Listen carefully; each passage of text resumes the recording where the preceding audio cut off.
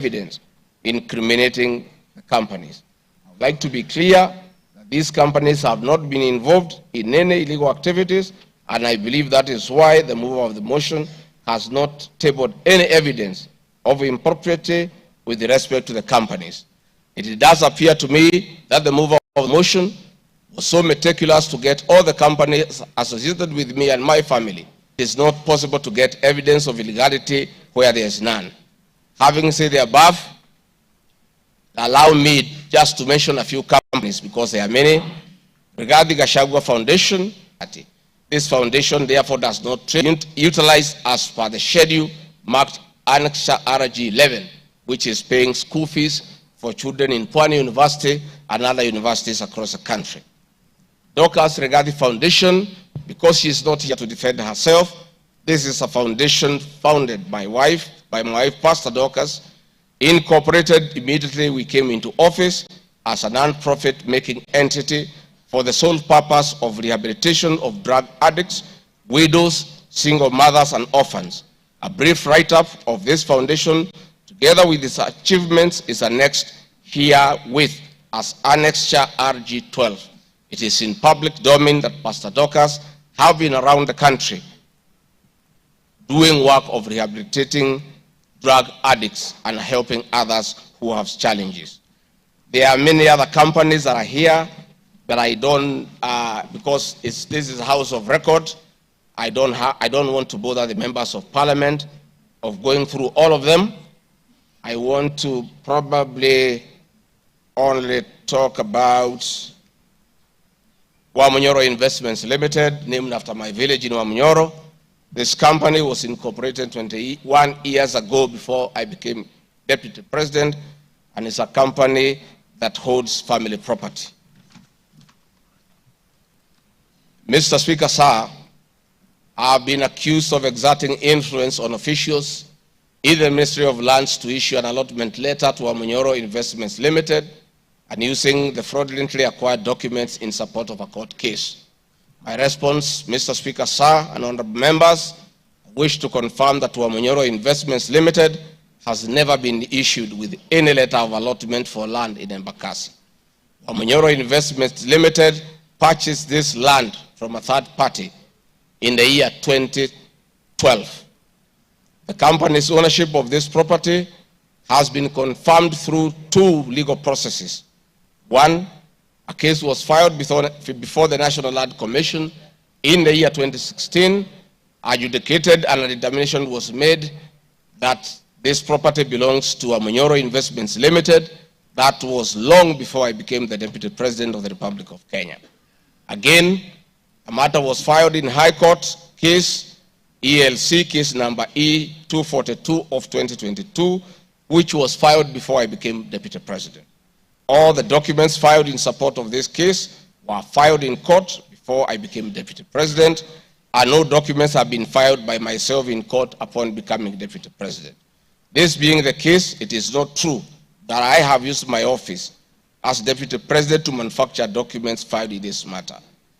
The High Court found that this land legally belongs to Wamunyoro Investment Limited and issued the appropriate direction. This matter has since been challenged in the Court of Appeal. I invite any honorable member who may want to be enjoined in this case to have the liberty to do so. Mr. Speaker, sir, I have been accused in the irregular procurement of mosquito nets at a cost of 3.7 billion. In response to paragraph 45 of ground 7 at page 23 and 42, paragraph 78 and ground 11 and page 36, 37 or 42 of the impeachment motion, I wish to respond as follows. It is not true, as claimed in paragraph 3 of the witness affidavit of Andrew Molwa, that I was involved in the KEMSA 3.7 billion irregular procurement of malaria nets, either directly or through proxy. Further, Shobika Impex Limited was not awarded the subject tender as the acting director of procurement, Dr. Justice Kinoti, by letter 5th May 2023, formally notified Shobika Impex Limited that its bid was unsuccessful because its tender security was not paginated and the tender was hence non-responsive. That is clear at paragraph 4 of the witness affidavit of Andrew Murwa. He contradicts himself by claiming that on 11 July 2023, I pressured him to surrender the original bid board, yet by the letter dated 5th May 2023, KEMSA had requested for collection of the original bid. Thus, there was no cause to pressure to be exerted on Mr. Murwa for any other purpose.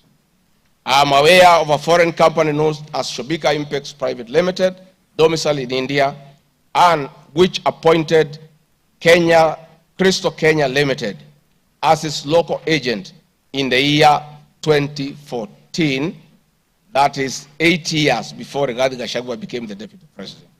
To date, Crystal Kenya Limited has complied with the agency terms between itself and Shobika Impex Private Limited, annexed hereto and marked as Annex RG 18 in an appointment agency letter by Shobika Impex Limited in the year 2014. Sometime in 2023, Kenya Medical Supplies Authority advertised tender number GFATM MOL NFM 2022-2023 for supply of long-lasting insecticidal nets using the international open tendering method of procurement on behalf of the Global Fund. The monies for supply of the nets, as per my understanding, was a pure grant from the Global Fund. I am aware that Shobika Impex Limited still participates in doing business with and has not been debarred by the Global Fund to date. I believe being technically qualified to provide and deliver the goods, subject of having the financial ability to do so, and without their participation or assistance from Crystal Kenya Limited, Shobika Impex Private Limited independently participated and submitted in its bid in response to the subject tender pursuant to an invitation by KEMSA. Having not participated in the subject tender, Crystal Kenya Limited did not submit any of the documents in response to the subject tender. Specifically, Crystal Kenya Limited did not submit a bid board or tender security in its name in response to the subject tender. It is therefore not true that Crystal Kenya submitted a fake bid board with an intention to fraudulently acquire public property. It is also not true that with my sons I used Crystal Kenya to massively launder money, conceal proceeds of crime, engage in corruption, and benefit from influence peddling. Subsequently, by the letter 5th May 2023, KEMSA notified Shobika Impex Limited that it was not successful because the tender security was not paginated, and requested Shobika Impex Private Limited to collect its bid security from the procurement office immediately. Annexed hereto and marked Annex RG 19 is a said letter by KEMSA dated 5th May 2023. However, EACC commenced investigations of the subject tender, and on conclusion of the investigation by EACC and the Senate on the subject tender, KEMSA CEO Terry Ramadhani, who had been suspended on this issue, was appointed Kenya's Deputy High Commissioner in New Delhi, India by President William Ruto. Thereafter, Crystal Kenya Limited, as Shobika Impex Limited agent in Kenya, followed up in the release of Shobika Impex Private Limited's bid board tender security on behalf of Shobika. Annexed hereto and marked Annexure RG 20 is an email from Shobika Impex Private Limited email addressed to Crystal Kenya Limited, together with a letter of even date confirming that Crystal Kenya Limited had authority to collect their bid board. KEMSA was mandated to immediately release the bid board tender security upon determining that Shobika Impex Private Limited was unsuccessful in the subject tender, and that is why they requested that the same be collected from its procurement office.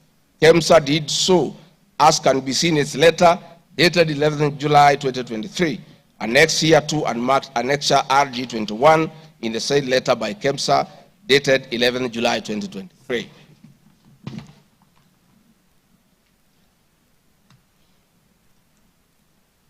Mr. Speaker, noting that Shobika Impex Private Limited was not successful, it did not supply any goods, and it did not receive any public funds in payment thereof with respect to the subject tender.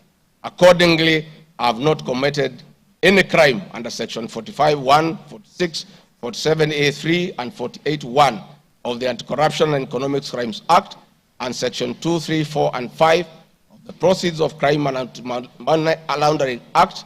Further, I have not breached Section 34 of the Leadership and Integrity Act, for I did not bully any state or public officer with respect to the subject tender, and specifically, no evidence has been tendered to support the allegation at paragraph 78C of ground 11 at page 37 or 42 of the motion, which alleges that I summoned procurement officers in ministries and institutions, instructing them to direct procurement of goods and services in a specific manner.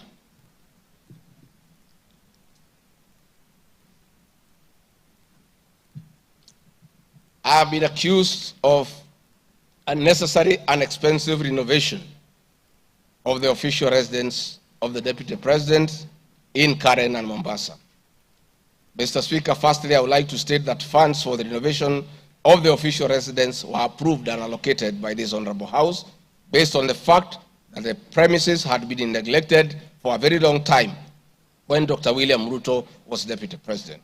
It cannot be fair that this House would proceed to impeach me because of an action that these honorable members have approved by way of appropriating monies for their renovations. Mr. Speaker, the contract for the refurbishment of the official residence of the Deputy President, dated 22nd December 2022, was signed by Honorable Katole Metito, the Controller of State House, Office of the President, and Agrobic Investment Limited that was awarded the tender, because the Controller of State House at that time was the accounting officer in charge of the Office of the Deputy President. The report of the Auditor General, Mrs. Nancy Gadongo, dated 24th January 2024, on the Executive Office of the President for the year ended 30th June 2023, gave the opinion confirming that due compliance with the Public Finance Management Act 2012, the report is annexed herewith and marks as Annex RG 23. I would also like to add that the Deputy President, as Deputy President, I am not involved in procurement processes of my office, whether directly or indirectly. I would also like to state that I do not know the company, Agropric Investments Limited, which undertook the renovations. I do not know the directors and the company. I did not participate in the tendering or supervising of the same. The motion dated 26 September 2024 alleges that on 29 January 2023, 45 million Kenya shillings was transferred to Bayani Enterprises Limited, which is alleged to be a special purpose vehicle used by me to siphon public funds. No evidence whatsoever is contained in the motion showing that the said company is in any way connected to me or that I have any beneficial interest in the said company, which I am neither a director or a shareholder. I categorically refute the allegation, which is false and unfounded. Mr. Speaker, I would also like to confirm that I'm not a director or a shareholder, directly or indirectly, of the company called Agrobric Investments Limited, and I do not know its shareholders or its directors. Mr. Speaker, there is an allegation of dubiously acquiring substantial portion of the sum of 100 million paid to Lusona Events Limited. My response, Mr. Speaker, is just like in the above other matter. I have read the motion and I would like to state that there is no evidence that this company is linked to me. I wish to categorically state that I have no beneficial interest in the said company, and neither am I affiliated in any way to the directors and shareholders of the said company. I would also like to state that I'm not a director or a shareholder of the company and do not know its shareholders or its directors. I do not sit in a tendering committee. I am not the accounting officer of the Office of the Deputy President. I have also not had any complaints against the manner in which the company undertook the work. I am unable to confirm the allegations on funds withdrawn from the account of the company, since I am not a signatory to his account. I am not associated with the company in any way whatsoever. Mr. Speaker, the motion dated 26 September 2024 claims that I am reasonably suspected to be the principal beneficiary of the dubious transactions. However, Mr. Speaker, no evidence has been adduced or annexed to the motion to give credit to the allegations or suspicion. I categorically refute acquiring or benefiting from any funds paid to Lusona Events Limited, and therefore the allegation is false and unfounded. Mr. Speaker, I have been accused of siphoning money through St. Nicholas Rehabilitation and Industrial Training Institute Limited. My response, Mr. Speaker, is that the motion dated 26 September 2024 makes the claim that a payment of 21 million was made to a company called St. Nicholas Rehabilitation Center and Psychiatric Hospital. Then subsequently payment was made to Umalari Motors Limited. The motion claims that it is suspected that the entire transaction was used by me to siphon public funds and the payments typify money laundering transaction. I am not a director or a shareholder of this company and have never received any payments from this company. Similarly, I am not affiliated or related to the shareholders and directors of the two companies. No evidence has been annexed to the motion showing that I was a beneficiary of the funds paid as alleged. I wish to point out that I am not the accounting officer in the office of the Deputy President and I am not aware that the payments made to this company by the office. The allegation is therefore false and unfounded. Mr. Speaker, there is an accusation of alleged sensational but false accusations against the Honorable Lady Justice Esther Maina. My response, Mr. Speaker, it is alleged in the special notice motion on ground 4 on page 14 at a gross violation of the Constitution that I publicly attacked the Honorable Lady Justice Esther Maina and forcefully threatened to bring action against her. First, Article 160, Subarticle 5 of the Constitution provides that the judge cannot be found liable in a court of law for actions taken in good faith in lawful performance of their work. This provision is not a bar on freedom of expression guaranteed under Article 33 of the Constitution, nor a bar of the right to seek redress for legal wrongs simply because a wrong is committed by a judge. The exit multiple legal fora in which to take action against a judge for any actions that are not lawful. My statements were protected speech consequent to a decision by the learned judge in a matter involving my personal assets, which I disagreed with and found to be wholly unfair. The matter having been concluded at that stage, my criticism of the decision was not sub judice, nor in any manner prohibited by law. While I respected the ruling of the learned judge, I was in absolute disagreement with it. Contrary to the assertions in the special motion, I did not falsely threaten to bring action against the learned judge.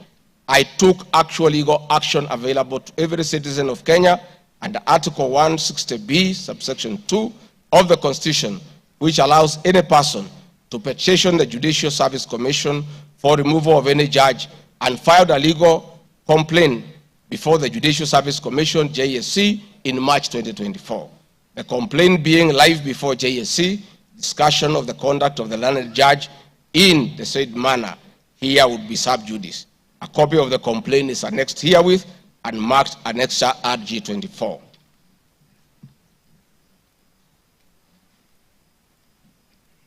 Mr. Speaker, I have been accused of diverting materials meant for construction of Kilifi Malindi Highway to tarmac a private road to Vipingo Beach Resort. My response, Mr. Speaker, I reiterate that Vipingo Beach Resort is registered in the name of the estate of my late brother, Honorable James GACHAGUA. Number two, the facts are as follows. King Charles III visited Kenya between 30th October 2023 and 30th November 2024. During his state visit, one of the designated places where King Charles III was to visit was Kuruitu Marine Conservancy, which shares a road with Vipingo Beach Resort. I have annexed a copy of the program for the state visit to Kenya by King Charles III, marked as Annex RG 25, which at page 13 on items 63 and 64 shows his departure and arrival at Kuruitu Marine Conservancy. There are several media reports confirming the visit by King Charles III to Kuruitu Marine Conservancy. I have annexed extracts of the media reports by the Star newspaper dated 7 November and by African News marked as Annexure RG 26. My understanding is that the road to Kuruitu Marine Conservancy was upgraded in respect of this visit, which also to benefit the local community, including amenities like Cheriani Secondary School, Cheriani Primary School, a mosque and a public market as part of the corporate social responsibility. I wish to point out that the alleged road, that is Takaungu Shariani Vipingo, is a public road and not a private road leading to any property associated with the Deputy President, but a public road. Mr. Speaker, I have been accused of undermining the President and the Cabinet by allegedly making contradictory public statements from the position taken by Cabinet regarding the evacuation of the people residing along the Nairobi River. My response, Mr. Speaker, is that Article 147 of the Constitution provides that the Deputy President shall be the principal assistant of the President and shall deputize the President in execution of the President's functions. Article 28, which states that every person has inherent dignity and the right to have the dignity respected and protected. Article 29C, Mr. Speaker, states that every person has the right to freedom and security of the person, which includes the right not to be subjected to any form of violence from either public or private sources. Section 15G1 of the Land Act states that notwithstanding any provisions to the contrary in this act or in any other written law, all eviction shall be carried out in a strict accordance with the following procedures. Be preceded by proper identification of this taking part in the eviction or demolitions. Be preceded by the presentation of formal authorizations for action. C, where groups of people are involved, government officials or their representatives be present during an eviction. D, be carried out in a manner that respects the dignity, right to life and security of those affected. E, include special measures to ensure effective protection to groups of people who are vulnerable, such as women, children, the elderly, and persons with disabilities, including special measures to ensure that there is no arbitrary deprivation of property or possessions as a result of the eviction. This includes mechanisms to protect property and possessions left behind involuntarily from destruction, to respect the principles of necessity and proportionality during the use of force, and give the affected persons the first priority to demolish and salvage their property. Critically, our Constitution provides at 147(2) that first the Deputy President shall perform the functions conferred by this Constitution and any other functions assigned by the President. Pursuant to Article 3 of the Constitution, I, as well as every other citizen of Kenya, and state or public officers have an obligation to respect, uphold, and defend this Constitution in performing any of my functions. This, the national values and principles of governance contained in Article 10 of the Constitution, by those state organs, public officers, and all persons, including myself as Deputy President, wherever we make or implement public policy decisions.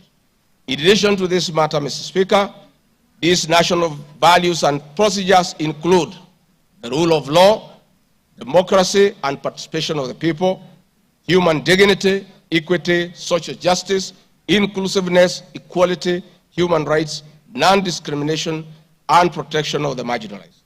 Adherence to these principles become extremely important when we as state officers are contemplating legal evacuation of citizens with a duty to avoid inhuman forced eviction that will be contrary to our Constitution and international law.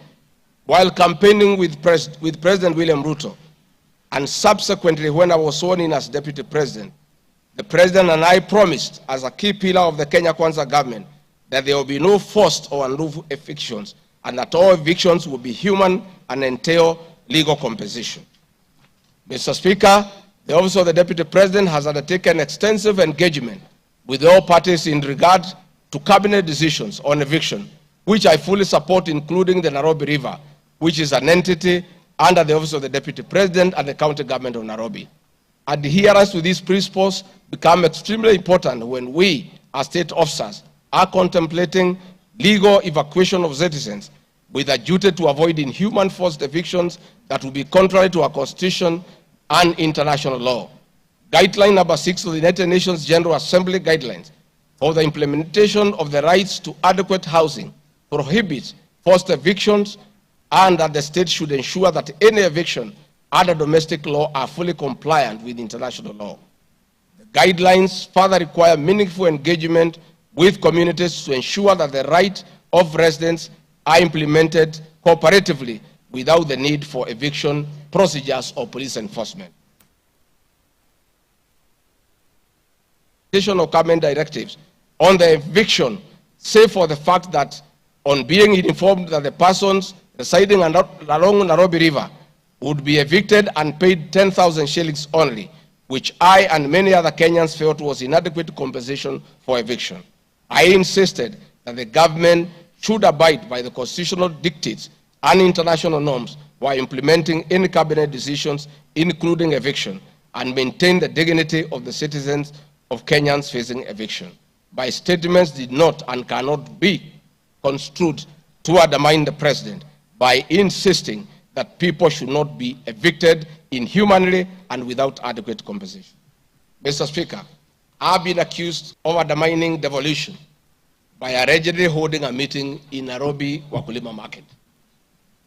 The motion alleges that on 28 September 2024, I unlawfully interfered with the running of the Nairobi City County government by holding a public rally where I allegedly incited citizens against lawful directives of the county government on planning and allocation of markets.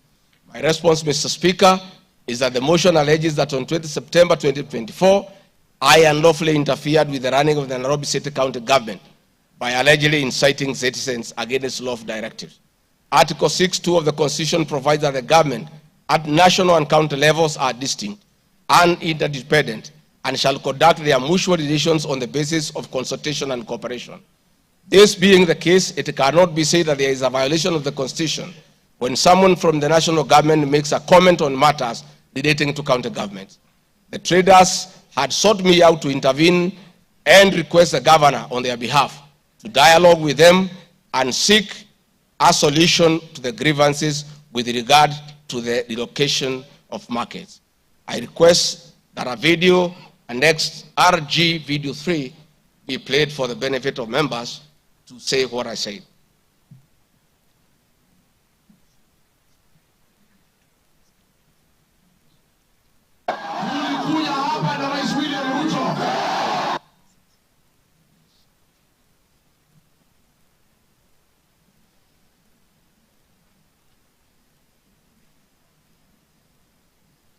Please play the video for us.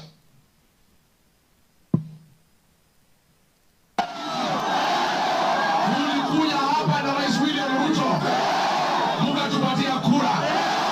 Na rais na mimi tunaahidi nyinyi ya kwamba tukipata serikali hakuna siku mtahangaika. Na kwa hivyo mimi nasikitika sana nikisikia serikali ya kaunti inanyanyasa nyinyi.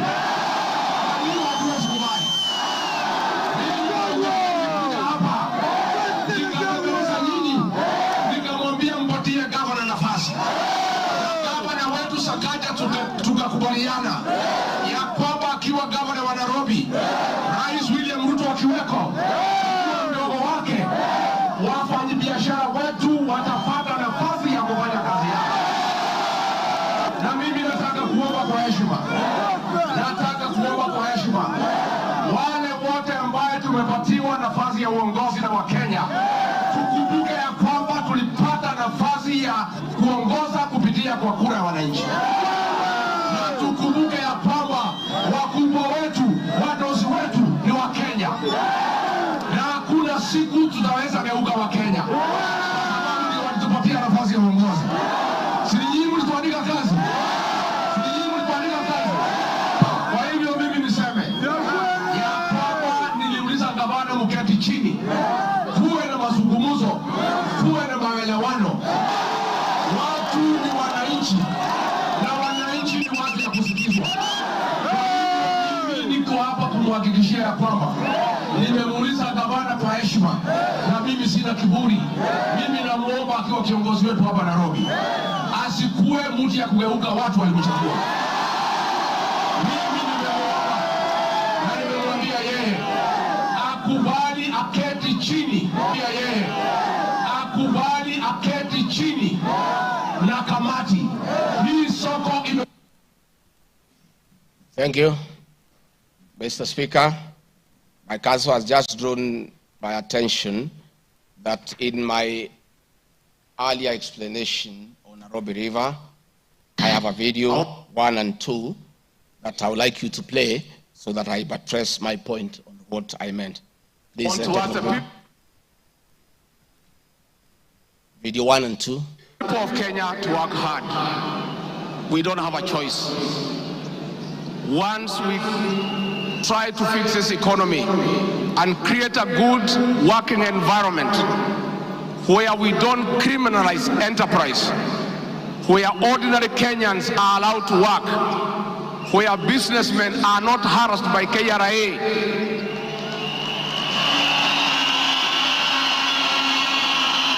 where goods belonging to the people of Kenya will never again be touched by overzealous public servants. Where again poor people will never again be evicted in brutal evictions by state agencies. And I say, freedom is here. Now, the number of fatalities from the ongoing forcible eviction by the government has risen to 3, with another tragic loss in Mathare on Monday. An 18-year-old boy died as a bulldozer brought down a church in the area just moments after President William Ruto left. The young man, who was assisting in salvaging the church's belongings, became a casualty of the demolition. Earlier on Saturday, 2 individuals lost their lives in Mukuru kwa Ruben during a similar eviction exercise. Ben Kirui reports. Monday evening, the ongoing forcible evictions in flood-prone areas tragically ended yet another life. The 18-year-old Ian Otieno lost his life in Mathare moments after President William Ruto left the area where he had been assessing the effects of floods.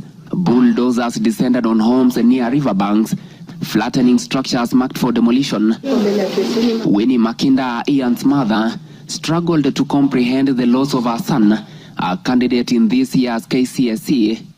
Wakambia mtu atingatinga usiangushe hiyo kuta, kuna hapo ndani kuna watoto wa watu, wacha kuangusha hapo ndani kuna watoto wa watu. Akambia wamama waache kumpigia kelele. Reports indicate that Ian Otieno was trying to salvage church properties when the bulldozer brought down the wall, leading to his sudden demise. Driver wa tingatinga vile tu alianza kubomoa, hata mara ya kwanza huko mbele alikuwa tu anakani kama hata watu wakimwambia ngojea watu watoe vitu hataki kusikia. Nilichimba hivi, mtoto wangu alikuwa anataka kutoroka, sawa, unasikia alishika mtoto wangu na hiyo kitu hapa, mtoto wangu akienda hivi, mtoto wangu ana hivi. His death led to demonstrations by residents, prompting police intervention. The law enforcers lobbed tear gas canisters to disperse rioting residents. Watu wakachukua mwili tena tuonyeshe maskari yenyewe wametulia mtoto. Maskari kutuona kwa gate wakaanza kutoa gun, wakaanza kulipua shoot. Residents insist they will comply with government orders to vacate houses along riparian lands only if provided with alternative housing solutions.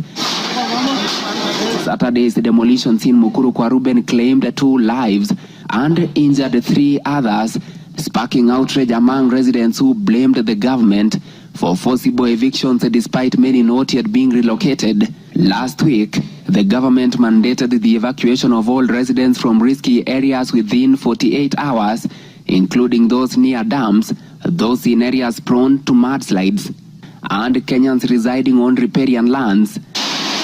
Ben Kirui, Citizen TV, Nairobi.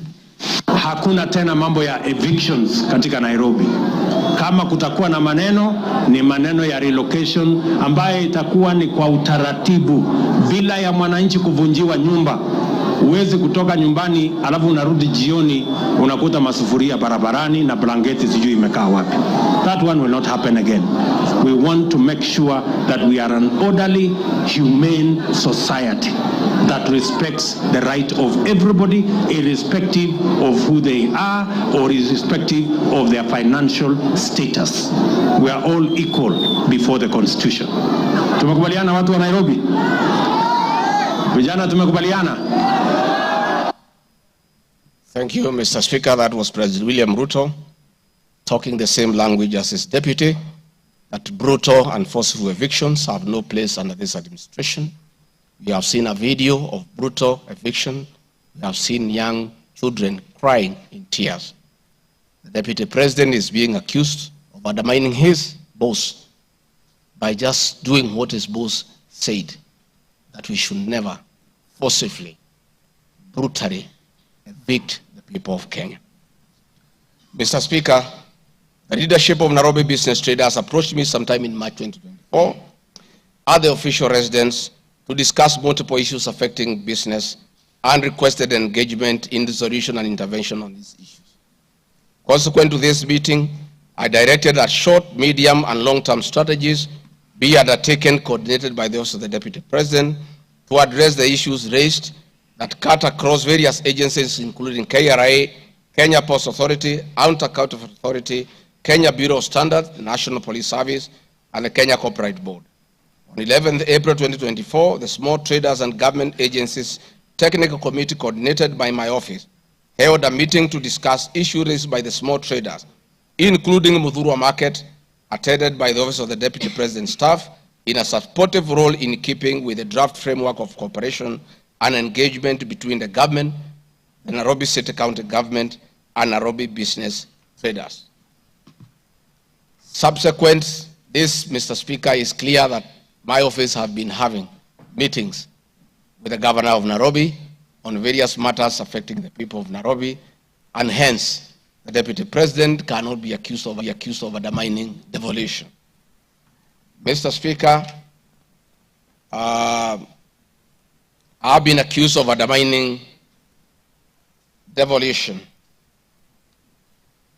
by allegedly holding meetings to fight alcohol. I'm sorry, Mr. Speaker, if the House took it that I say the House is a theater of the absurd.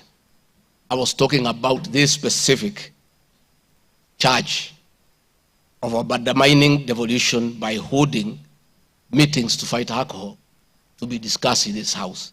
That, to me, is what I thought that moment. If it's 5 minutes or 10 minutes, that would be the theater of the absurd. I did not attribute in any way by trying to demean this House that I sat for 5 years, by calling it the theater of the absurd. But this particular charge, Mr. Speaker, drug and alcohol problem in Kenya has been on the increase, and many of our youth have become addicted to alcohol and their lives destroyed because it causes them to drop out of school and start engaging in petty crime to look for money to buy alcohol. I'm a strong advocate for youth rehabilitation from alcohol and substance abuse, which I continue to encourage and support in order to save our future. With regard to alcohol control and regulation, I wish to state that I have held several meetings with the governors in Meru, Chuka, in Mombasa, in Nakuru, in Nyeri, and the efforts that President William Ruto asked me to lead in eradication of illicit brew has been very successful, and we have been working with the governors and county assemblies who have been developing legislation on the control of licensing of alcoholic drinks. If there is one program that has had the best working relationship between county governments and the national government, it is this particular program. I'm a bit emotive about illicit alcohol because I lost my brothers. One who was a medical doctor to alcohol, another who was a farmer to alcohol.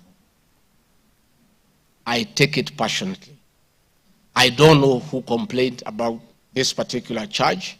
I have not seen any evidence of any complaint, and I have not had any person in Kenya complaining that the Deputy President is undermining with the devolution by leading the war on illicit brews and drug abuse.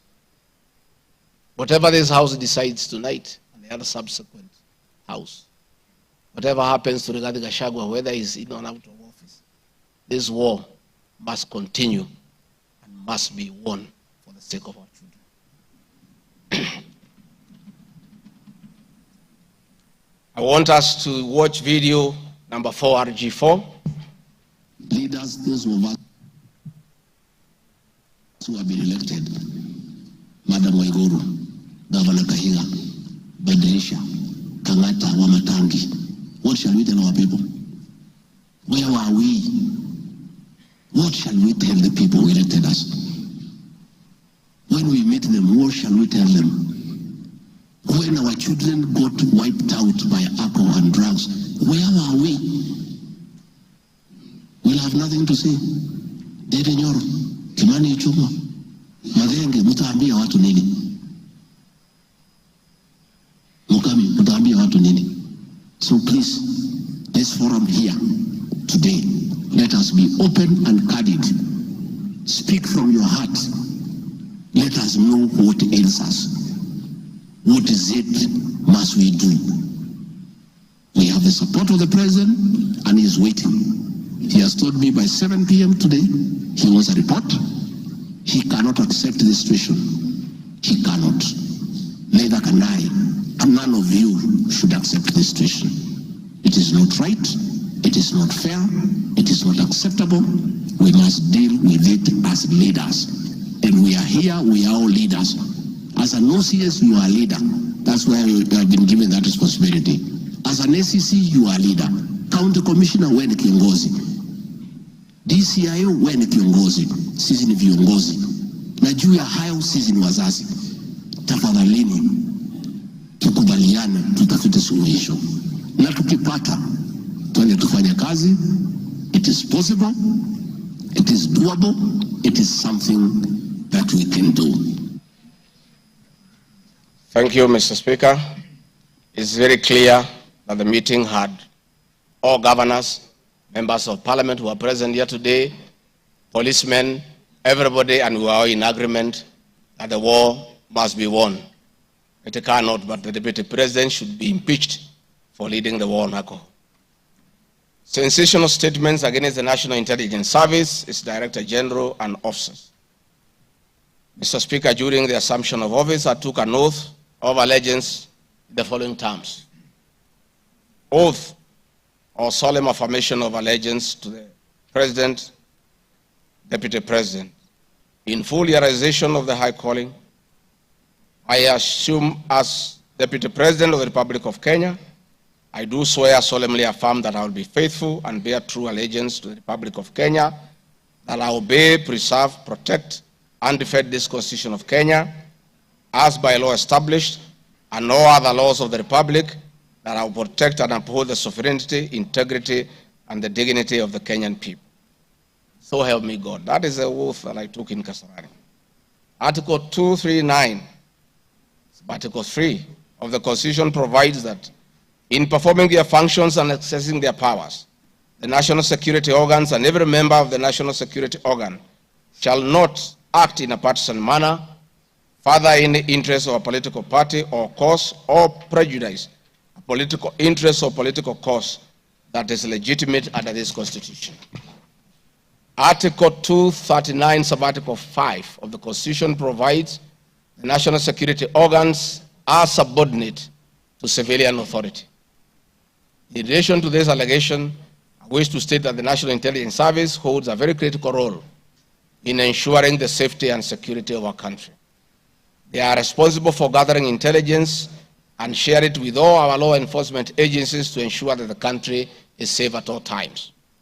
Consequently, when the country was caught flat-footed with regard to the scope and extent of the public's dissatisfaction with the Finance Bill 2024, which degenerated in a Gen Z protest, it pointed to the failure of the National Intelligence Service in carrying out its mandate.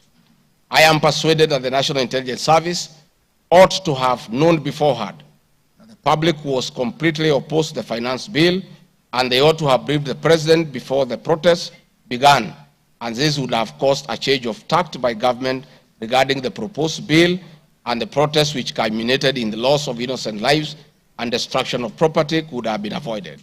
Hence, I expressed my opinion on this in my public media briefing in Mombasa, and my utterances were not any different from what happens in other countries when there is a lapse or failure by the intelligence agencies. The nation has witnessed unfortunate incidences of several extrajudicial killings, abductions, and disappearances. I firmly believe that if the National Intelligence Service had acted diligently, these incidences would not have been witnessed. Under the Constitution, the government agencies are supposed to be accountable to the Kenyan people, including the National Intelligence Service, and calling them out when a dereliction of duty does not amount to undermining them. I am also aware that the Kenya Kwanza government has been at the forefront in calling out officers who do not seem to understand their work. Recently, my boss, the president, publicly complained that there are some PSs and CSs who did not seem to understand their role. Please play for me video number 5, RG5. On President William Ruto has today described some members of his cabinet as utterly clueless and uninformed about the dockets they occupy. And in a sign of trouble for cabinet secretaries, the State House gates were shut for those who arrived late, with both President Ruto and his deputy GACHAGUA giving a sharp tongue lashing to the latecomers. And our Citizen TV's Timotai Goen reports the atmosphere at the State House, Nairobi, left little doubt on President Ruto's disappointment with a vast section of his 22-member cabinet.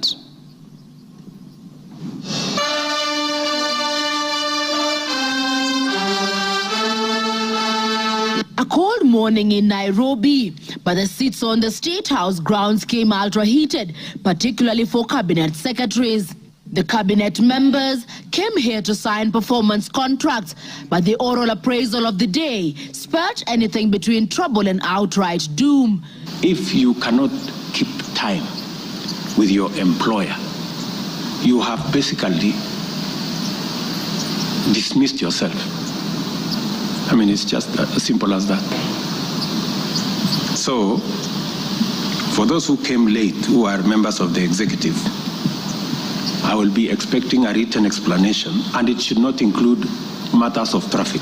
Punctuality was at issue, with some cabinet secretaries being locked out of State House for lateness. And from the podium, the president and his senior lieutenants were unforgiving. Nimeona watu wale wamechelewa, nikaona rais unanini ninamjua. Nikaona uso yake nikajua hapa kimeumana.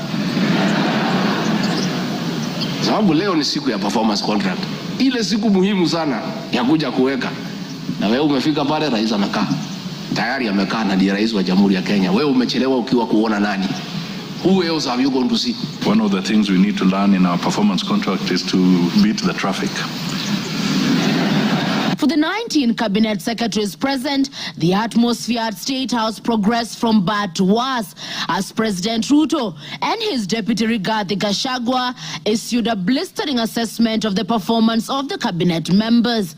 Many of you, the people I speak to, don't even know what is going on in your ministries or departments. You have very scanty information. The moment I know more than you in your ministry, then you must begin to understand that something is very wrong. How do you run a ministry or a department or a parastatal if you have no information? That is the highest level of incompetence. Those of us who came with the president from the political space and who are his friends, and we assisted him to become president. Once he gives us a job, that is the termination of that friendship. The friendship with the president will be based on nothing but performance. From travel habits to basic work ethic and even media appearances, it was a brutal ground zero appraisal for the cabinet. Why do you have to honor every invitation that you have been given to every country? Your Excellency, at times we have tried to hold cabinet committees, we can't. 5, 6, 7, 8 ministers are out of the country. Some change clothes at the airport from one country to another. That is the truth. Why can't you regulate yourself? If the president was to travel and honor every invitation, he will be out of this country the whole year. You just have to decide what is useful and other things you can leave to our ambassadors out of the country. So when you hear my deputy saying, find time, travel, but travel and see the people who have hired us. you know. Go to different parts of Kenya so that you can get feedback from the public. We have done so much as an administration, but the information is not out there. Our ministers are quiet. They are called for TV interviews, they don't show up to say what they have done. And then the media have a field day because nobody talks for government. I would rather we spend more time explaining to the people of Kenya what we have done in our respective dockets as opposed to travel. And if we have to travel, let's travel up country to where our wananchi are and explain what we are doing. And I remember I called CS Chelugui. I didn't find him, so I called his PS and I found her and I explained to her, I told her, look, the public is not understanding this. Did I call you or not on Sunday? You know, I told you this is what the public is saying. Please do more sensitization on Hustler Fund Phase 2. With a very public expression of disappointment in his cabinet, President Ruto has triggered speculation on changes in government as his administration approaches the end of its first year in office. From punctuality to work ethic and general performance, the proverbial axe could well fall somewhere. With the performance contracts expected to foster a culture of high performance in the public service and also ensure that public resources are properly utilized, it is also set to offer a framework for President William Ruto to reward performers and also institute sanctions on non-performers. Chamutai Goin, Citizen TV. Mr. Speaker, President William Ruto, my boss, and I have been calling out senior government officials when they fall short of expectations. The Director General of the National Intelligence Service is no exception. He's not above the law. He's accountable to the people of Kenya for his performance. And I have had an argument that we should not call out those in the security sector. I would like you to play the next video. We have the most incompetent Inspector General of Police, I think, in the world. The most incompetent in the whole world. His incompetence may not necessarily play out when things are working, but when things get to a head and you need some decisions to be made, I can tell you for sure, the gentleman we have as an IG cannot make any decision. Nataka tumwambie ule mtu wa sinema mingi anaitwa nani ule mtu? Ule sijui anaitwa DCI, ule anaitwa nini? Ule mtu anaitwa Kinoti. Awache ujinga. Huyo bwana Kiboti awache ujinga. Sio kama tunaelewana. Huyo Kinoti hakuna kitu amefanya kwa hii Kenya ya kisiasa. Yeye ni mtu ya sinema. Anaendesha makesi kwa magazeti. Anatuandikia barua, sijui barua ya kilomita ngapi. Mr. Kinoti, please save your time. Stop writing to us long letters. Leave matters of elections to IEBC. You have no business in IEBC. You have failed as DCI. We don't want you to fail our elections. Tunaelewana? Huyo bwana Kinoti awache hiyo ujinga yake anaendesha pale, kwa sababu anatukasirisha. Huyo bwana Kinoti tunataka tumwambie awachane na watu wa IEBC wafanye hii uchaguzi. Alipatiwa kazi ya kufanya criminal investigation. He has never done anything. Ile kesi yote anafanya kesi kwa magazeti. Akiambiwa apeleke evidence kule kotini ameshindwa. So bwana Kinoti, wacha sinema. You have failed and wait for August so that you can. Honorable members, that was President William Ruto as Deputy President criticizing IG Mutiabai, DCI Kinoti. Rigathi Gachagua has learned his job from his boss, that public officers must be called to order when they fell short of expectation. And I never saw anybody bring William Ruto here for impeachment for criticizing the IG or the DCI. This is a very unfair allegation. Mr. Speaker, it is also reported by media that the IMF has already warned about impending unrest during the people's dissatisfaction with the 2023 and 24 finance bill. Many of you will recall, Mr. Speaker, after the September 11th terrorist attack in the US intelligence agencies were massively criticized, and an inquiry was even opened to investigate why their intelligence agency was not able to detect and thwart the attack. All we are saying is that our National Intelligence Service is accountable to the people of Kenya for its performance.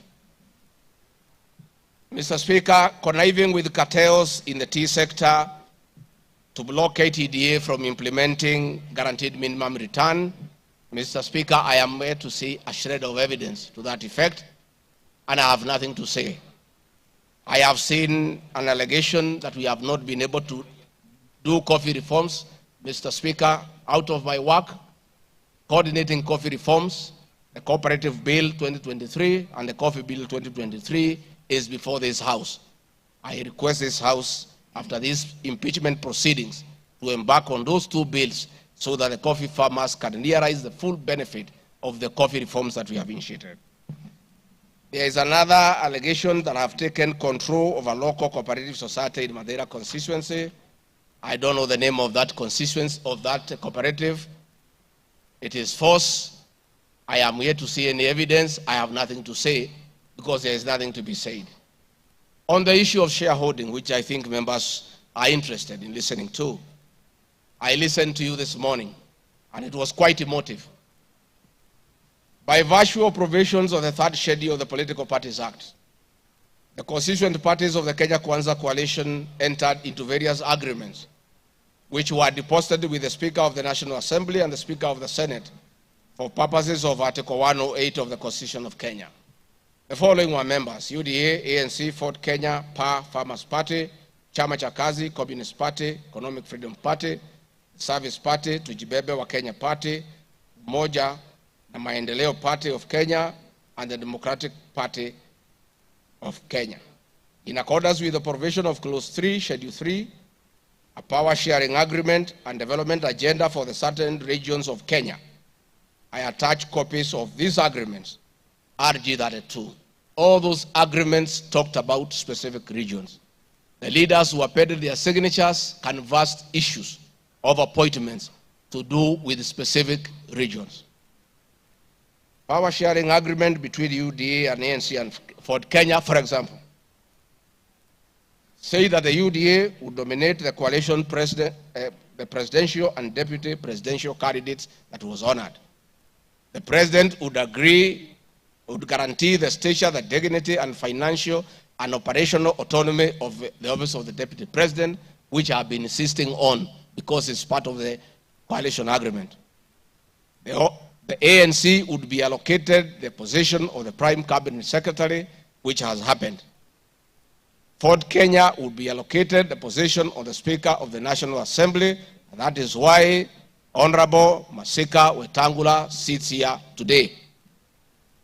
In accordance with Article 2 of the Power Sharing Agreement, ANC at Ford Kenya would have a 30% share is a word, of the national government positions. This drives my utterances about shareholding. It is embedded in all these agreements that are attached here for you to read. I heard this morning an honorable member saying that the deputy president said the people of Ukambani will not get resources because they did not vote for Kenya Kwanza government. That is not true. The deputy president of the Republic of Kenya does not allocate resources. Resources for the development of the Republic of Kenya are appropriated by the National Assembly of Kenya, where I am today. The deputy president will help the president to oversee the implementation of funds allocated and appropriated by the National Assembly. It is therefore not possible that the deputy president of the Republic of Kenya has the capacity to deny any part of Kenya resources because of the way they voted. The decisions on how resources will be allocated for the development of the Republic of Kenya are made here by the honorable members. If your area has no development, please don't impeach the Deputy President. Don't accuse him of not giving you resources. You are in this house to make sure that your area where you come from is allocated appropriate resources, because that is your job. The agreements are attached, therefore I don't want to go into them.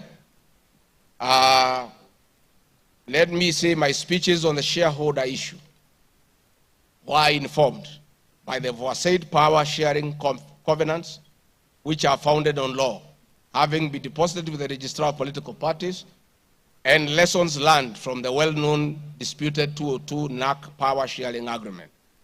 Further, sharing agreements are a feature of government formation in all democracies in the world that provide for the formation. My pronouncements on the issue, properly understood, are not only anchored in law, but entirely harmless and incapable of being construed as a basis for ethnic animosity, a danger to national cohesion, or a threat to national unity. On the contrary, coalition building has been one of the most important innovations since the disputed 2007 elections in ensuring stability, equitable sharing of political power, national cohesion, and fostering of national unity. Indeed, Kenya Kwanza main opponent in 2022 general election, Azimio la Umoja Coalition, One Kenya Coalition Party, was a political party consisting of 25 political parties who also executed a power sharing agreement based on shares.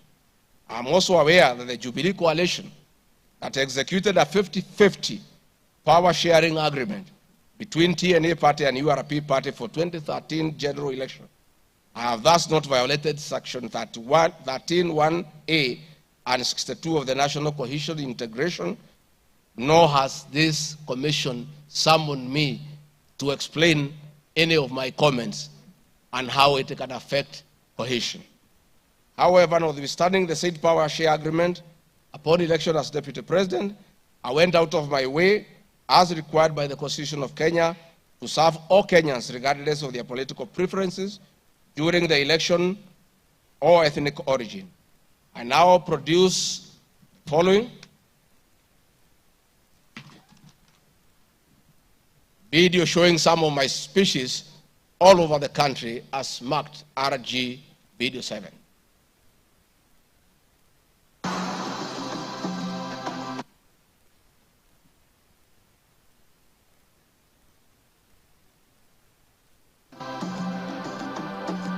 We want to confirm to the people of Nyanza that the Ruto administration will serve all Kenyans, those who elected us and those who did not. Kenya hii kila mtu afanyiwe kazi, kwa sababu kila mtu nalipa kodi. Mimi sikusema Kenya ni ya shareholders. Nilisema serikali, mkiunda serikali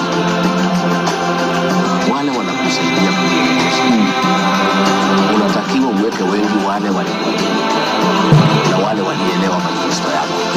Mimi nimetembea Kenya. Si mnasema nilikuwa Mombasa, hii hapana mlima. Mimi nilikuwa Wajir, hii hapana mlima. Nilikuwa Garissa, hii hapana mlima. Nilikuwa Mount Elgon. Nandi nimekuja karibu mara 10. Eldoret nimekuja karibu mara 6. Kericho nimekuja mara 4. Tea conference ya chai tulikuwa na nyinyi, niliwapa Kericho. For now, kazi yetu ni maendeleo. Tutafanya kazi na kiongozi wowote, akuwe wa chama ile, akuwe wa chama hii, we don't care. This is the time to serve the people of Kenya, and we shall work with all elected leaders, irrespective of their political affiliation. Mr. Speaker, copies of documents demonstrating my efforts within the mandate allocated me by the President to address security issues and economic equalization programs and policy in historically marginalized areas is Annex RG33. The decision to embrace the broad-based government following the dissolution of cabinet after the Gen Z protest. I attached my video during the launch of the Honorable Raila Odinga's quest for EU chairmanship at State House, again as a demonstration of my embracing the broad-based government.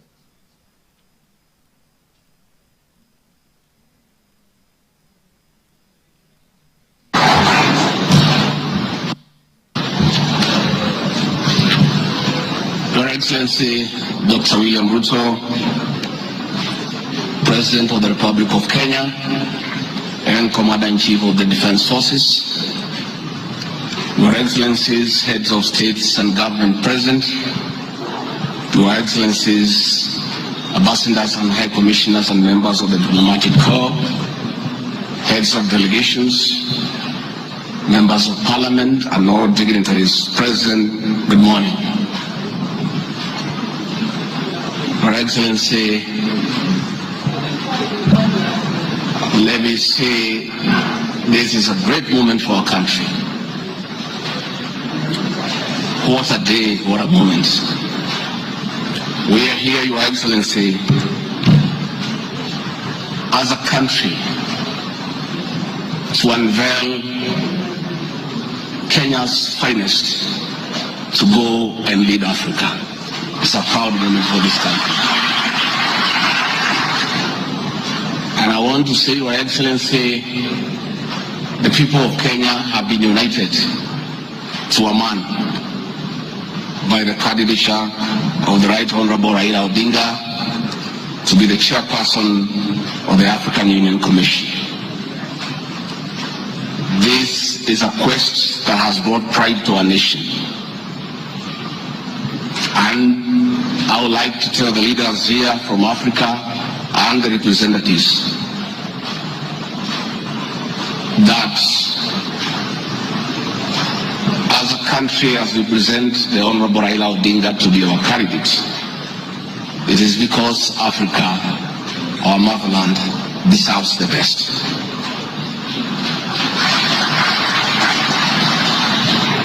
The passion and zeal of the Right Honorable Raila Odinga in Pan-Africanism is well documented. Passion knows no age, knows no limit. In the person of the Right Honorable Raila Odinga, he'll join the ranks of Jomo Kenyatta and Kwame Nkrumah in pushing the agenda for Africa. And therefore I want to say, Your Excellency, the lessons of today are that Raila Odinga, the Right Honorable, is a man of great resilience, endurance and perseverance. Today you are going to unveil the transformation of the Right Honorable Odinga from a national leader to an African statesman. And for us in leadership, we have learned great lessons of resilience, endurance, and perseverance. Somebody may ask, why is GACHAGUA, who has before had issues with the leadership of Raila Odinga? As a truthful man, I had nothing against him. It's only that we were competing for the same position between him and my boss. Now that he is going for a bigger seat in Africa, all of us, from the president, I, and the rest of Kenya, are behind him. And the Right Honorable Raila Odinga, as a man who listens to the ground, let me confirm to you, I've listened to the ground, and all Kenyans across the political divide, across communities, are in support of your candidature, and we wish you well. Before I call Your Excellency, let me acknowledge the place of family, not just in our lives but in leadership. I think it is a great moment for the Right Honorable Raila Odinga. It's appropriate that I acknowledge on behalf of the country the role Mama Ida Odinga has played in the life of this great son of this land. Mama Ida Odinga, we salute you as a country for having been a very strong pillar to your husband in very difficult times And his lowest moments, you have always been there for him. We ask families to support their spouses. So Mama Aida Odinga, as we wish you happy birthday, it is my hope and prayer that your next birthday will be celebrated at Addis next year.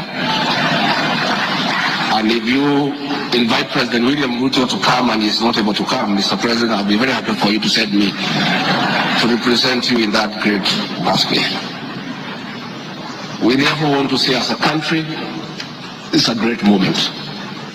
And the Right Honorable Odinga, I have noted with a lot of appreciation, my wife, Pastor Dorcas, who is a very prayerful woman, has been praying for me and the President daily. And I noted from yesterday she has added you in her prayer. And because her prayers work, we have no doubt that you will get this seat.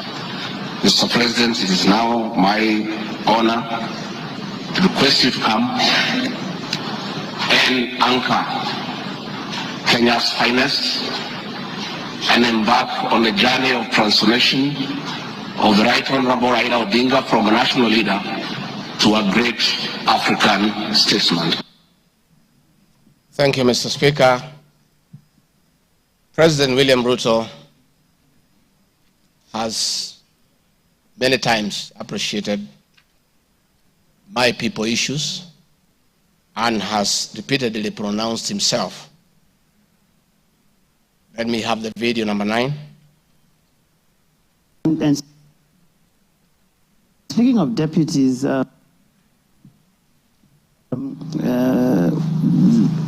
you have in the last few weeks named Mr. Rigathi Gachagua as your deputy. There's been quite a debate, and I'm sure you know that, around running mates in this country. Perhaps this would be a great time to shed light on why you settled on this gentleman. Rigathi Gachagua is somebody I have known. Rigathi Gachagua is a very passionate leader. Rigathi Gachagua is a people's person. He speaks about the things that I speak about. He speaks about ordinary people. He's concerned about matters to do with farmers. He's concerned about the things that are dear to ordinary Kenyans. And the nexus between me and Rigathi Gachagua is the people. He believes in bottom-up the way I do. And that is why I chose Rigathi Gachagua to work with me. Thank you very much. Speaking of deputies... Thank you very much, Mr. Speaker. In addition, and almost in conclusion, I am not the only leader at the national level who has encouraged unity among Kenyans based on shared regional, geographical, and economic and other factors. I have attached several articles. Luya unity is not optional, Moses Wetangula. Ruto puts case for Gema Kalenjin unity. Bijikenda unity in the offing. Masai leaders in unity talks ahead of next year's general election. I have attached those articles so that you understand that regions uniting does not mean they unite against other regions. They unite for common issues, common values, and to strengthen them to join other regions for national unity. Mr. Speaker, the motion dated 26 September 2024, tabled before the National Assembly, makes the generalized claims that have committed crimes under national laws, Proceeds of Crime and Anti-Money Laundering Act, Penal Code, National Cohesion and Integration Act as anti-corruption and economic crimes. It is on the basis of the claim that it is said that the threshold of impeachment has been met. I'm not aware of any active investigations by any state agency for offenses under the said laws, neither have I been called upon to record any step pertaining to any investigation. Just like any other Kenyan, the Constitution accords me the presumption of innocence in relation to criminal offenses until the contrary is proved in a court of law on a specific standard of evidence. Therefore, in the absence of any active investigations by any investigative agency in Kenya, I do not believe that there can be any serious reason to believe that I've committed any offense. Otherwise, that will be an indictment of the intelligence agencies as well as investigative agencies. Therefore, it is inconceivable that the threshold of the impeachment motion as defined in Article 145 of the Constitution can solely be based on the perception of the mover of the motion in the absence of any other evidence. I heard the mover this morning saying that all we need to do is to believe in him.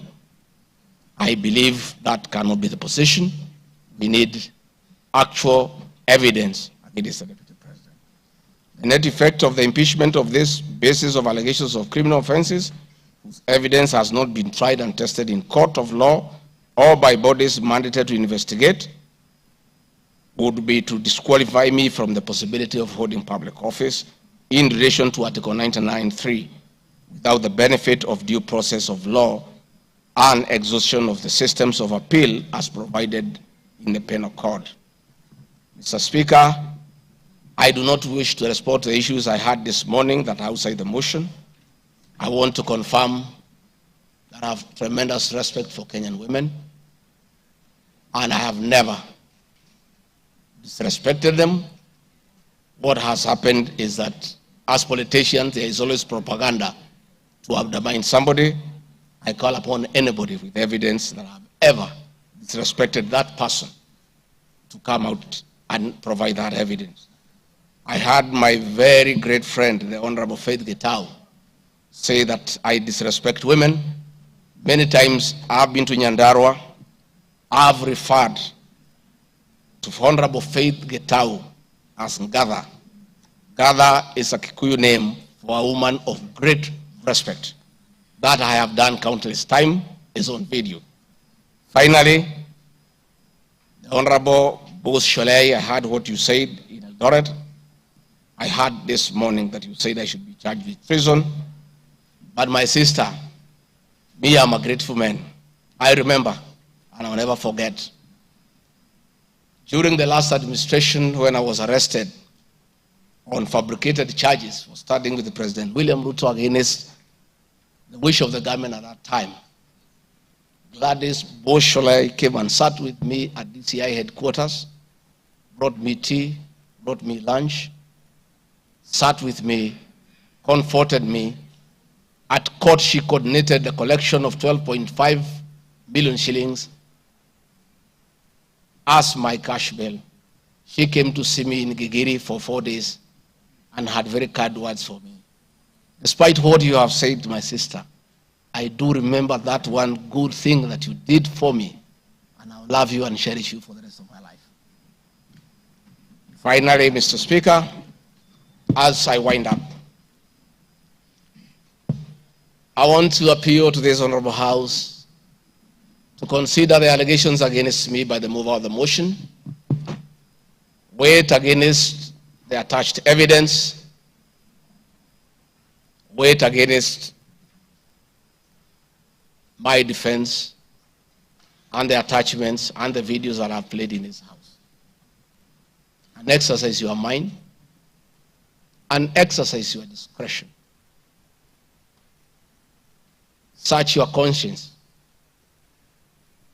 and decide if Rigathi Gachagua is guilty of any of those allegations or is undergoing a political process. If you are so persuaded and you search your conscience without any intimidation or coercion or inducement, and you think it's the right thing to do, please go ahead and do so. If you search your conscience and listen to the issues that have been adduced here, and you find that there are no grounds to impeach the Deputy President of the Republic of Kenya, please make the right decision. But as you do so, many members who are in this house remember what President William Ruto as Deputy President went through. And most of us stood with him Rigathi Gachagua underwent 4 years of persecution. Others were persecuted. But we took a firm stand because we believed we were doing the right thing.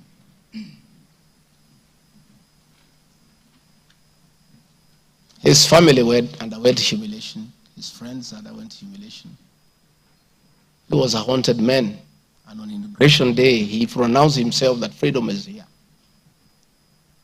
Again, under the new administration, the same Rigathi Gachagua, who underwent humiliation and persecution, finds himself in the same space under that administration that he fought for. Try, look, reflect, and apply your conscience and make the right decision. Mr. Speaker of the House, I want to thank you for granting me this opportunity. And my address last night was not in any way meant to disrespect the House. Despite, Mr. Speaker, you having ruled that the matter should not be taken out of the House, it was being discussed in every TV station, in every meeting across Kenya. And Kenyans did not have a chance to also hear my side of the story.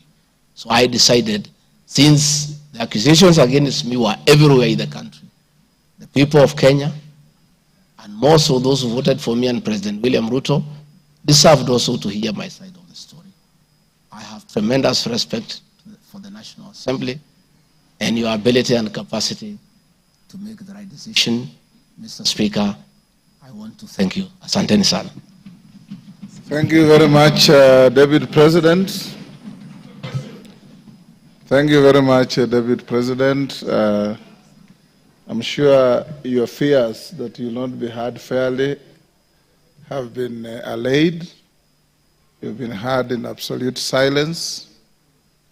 You've been heard with total decorum from the House.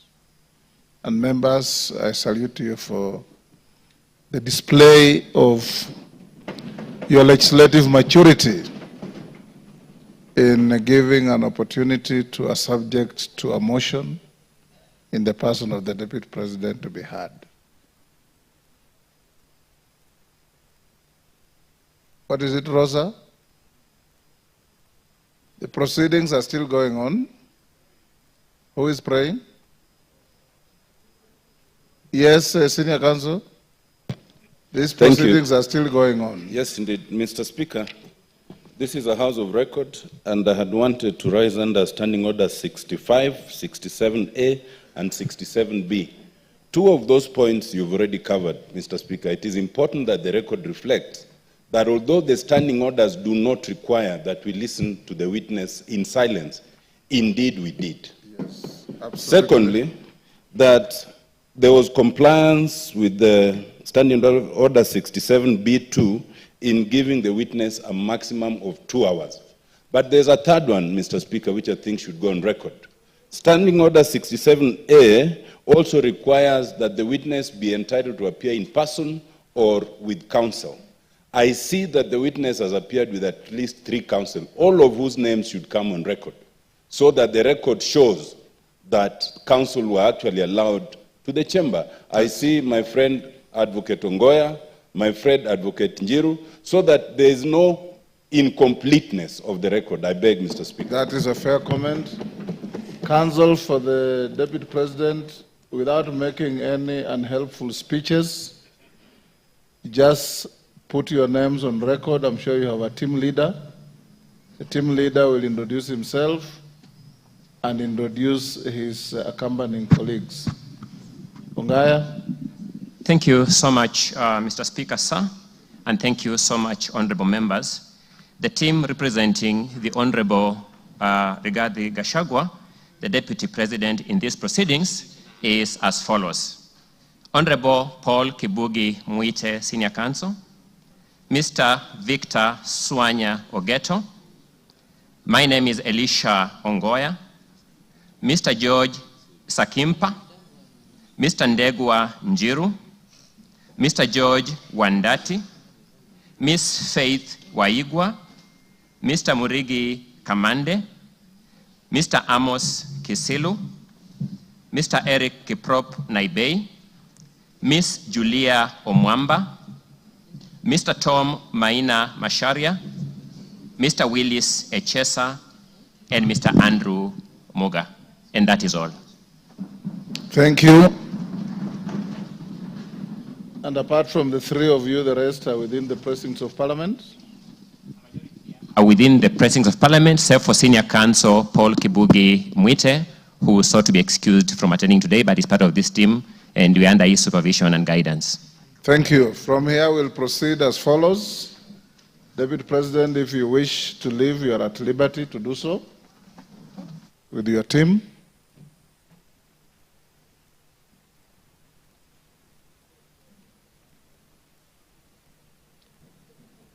Na mwengi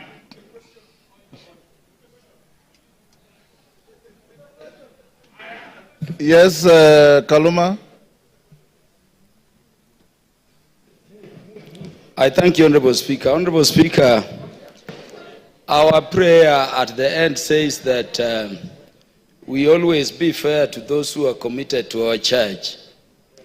And Honorable Speaker, in his address to the House this afternoon, the Deputy President appears to have referred to some documents. I know we are moving towards the end of this particular session in considering this matter.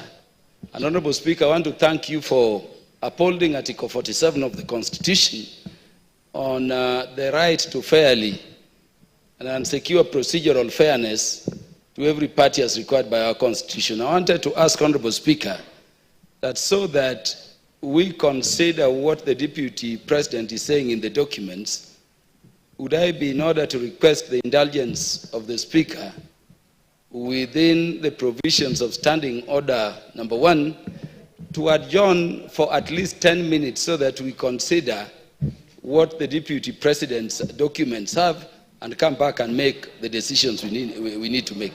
Thank you, Honorable Speaker. The request does not meet my favor.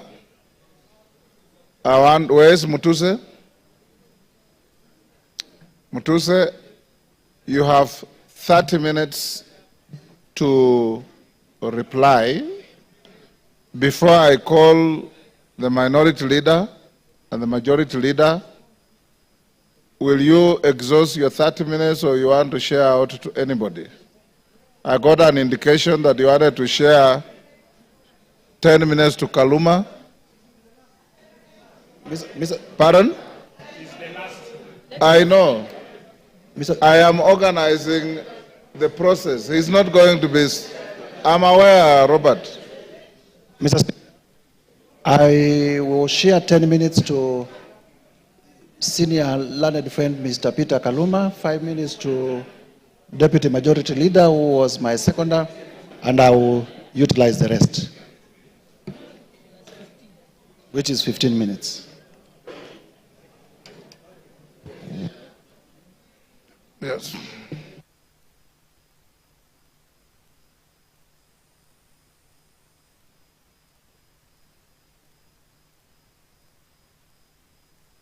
Honorable Mutuse, only you has the right to a second bite to the motion. Your seconder has no right to a second bite. So if you have extra minutes, as I call the minority and majority leader, Kaluma will have 10 minutes if you want to donate to anybody else, but not Owen Bayer. Minority leader, now it's your time. You have 15 minutes. Mr. Speaker. Mr. Speaker, thank you for according me this opportunity. From the onset, Honorable Speaker, the minority supports the motion on removal from office by impeachment of Honorable Rigathi Gachagua because, Mr. Speaker, he is unfit to hold office. In Kenya, and yesterday it was clear to all Kenyans to see for themselves the danger this country is in, Mr. Speaker. Mr. Speaker, the impeachment of the Deputy President is not merely a procedural step. Rather, it's a reflection of our commitment to accountability and the rule of law in this country, Mr. Speaker. Honorable Speaker, the integrity of government and the stability of our nation is at stake, Mr. Speaker, as we speak this afternoon in this House, this evening, Mr. Speaker. Honorable Speaker, national security is at stake. Honorable Speaker, the economy is at stake. Honorable Speaker, the DP, since he assumed office, we have witnessed nothing but abuse of power, discrimination against communities, insubordination, disregard for the two levels of government, corruption, bullying, and many other actions that undermine the rule of law, Mr. Speaker, as well as actions that are unethical, illegal, and that severely breach public trust as contained in the motion by Honorable Mwenge Mutuse, Mr. Speaker. Honorable Speaker, in supporting the removal of the Deputy President from office, we are rejecting the invitation by Honorable Rigathi Gachagua to accept tribal bigotry, Mr. Speaker, skewed resource allocation, and the exploitation and domination of minorities as fait accompli in Kenya, Mr. Speaker. Mr. Speaker, before I move forward, or before I go on with what I wanted to say on the motion, Mr. Speaker, I would like to take this chance first to respond to some of the issues that he has raised in the House a few minutes ago, or his responses, Mr. Speaker. In the first place, his response came very late in the day to the House, Mr. Speaker.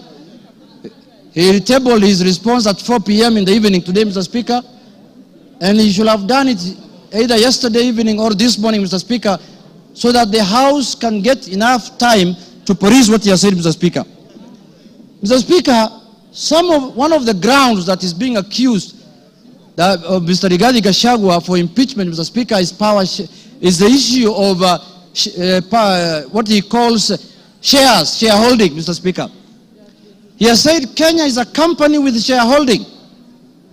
But in his response, he comes here and tells the House that he did not mean that. What he meant is that he was talking about political parties, Mr. Speaker, and listed the political parties that have formed coalitions within Kenya Kwanza, Mr. Speaker, including Ford Kenya, ANC, PA, and all other parties that have formed what is called the Kenya Kwanza coalition, Mr. Speaker.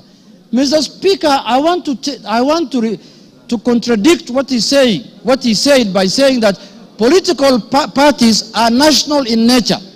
Ford Kenya is a national party. ANC is a national party. All the political parties that formed a coalition with Kenya Kwanza are political parties that are of national, Mr. Speaker. Mr. Speaker, in this country, under the Constitution, you are not allowed to form a tribal party. You are not allowed to form a religious political party, Mr. Speaker. You are not allowed to form a Mulima political party, Mr. Speaker.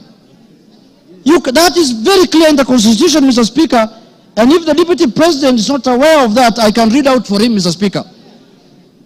Under Article, Mr. Speaker, 91, every political party shall have a national character as prescribed by an Act of Parliament, have democratically elected governing body, Mr. Speaker.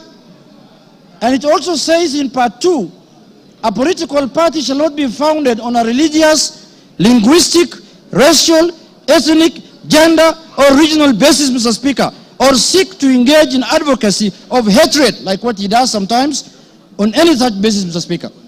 Mr. Speaker, you cannot equate political parties to what the Deputy President has been propagating for the last 2 years in this country, Mr. Speaker. The Deputy President has told Kenyans in no uncertain terms that Kenya is a shareholding company. Order, honorable members. And if you do not vote, for Kenya Kwanza, you do not have any shares, Mr. Speaker. Order, Yegon, and your team. Ngong. Mr. Speaker, members now are excited because they are not happy with the response the Deputy President has given them. Now they want to vote and go home. I know what they are doing.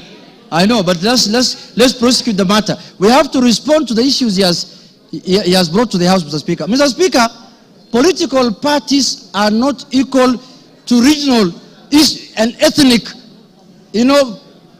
conglomerations that the Deputy President has been advocating for the last 2 years, Mr. Speaker.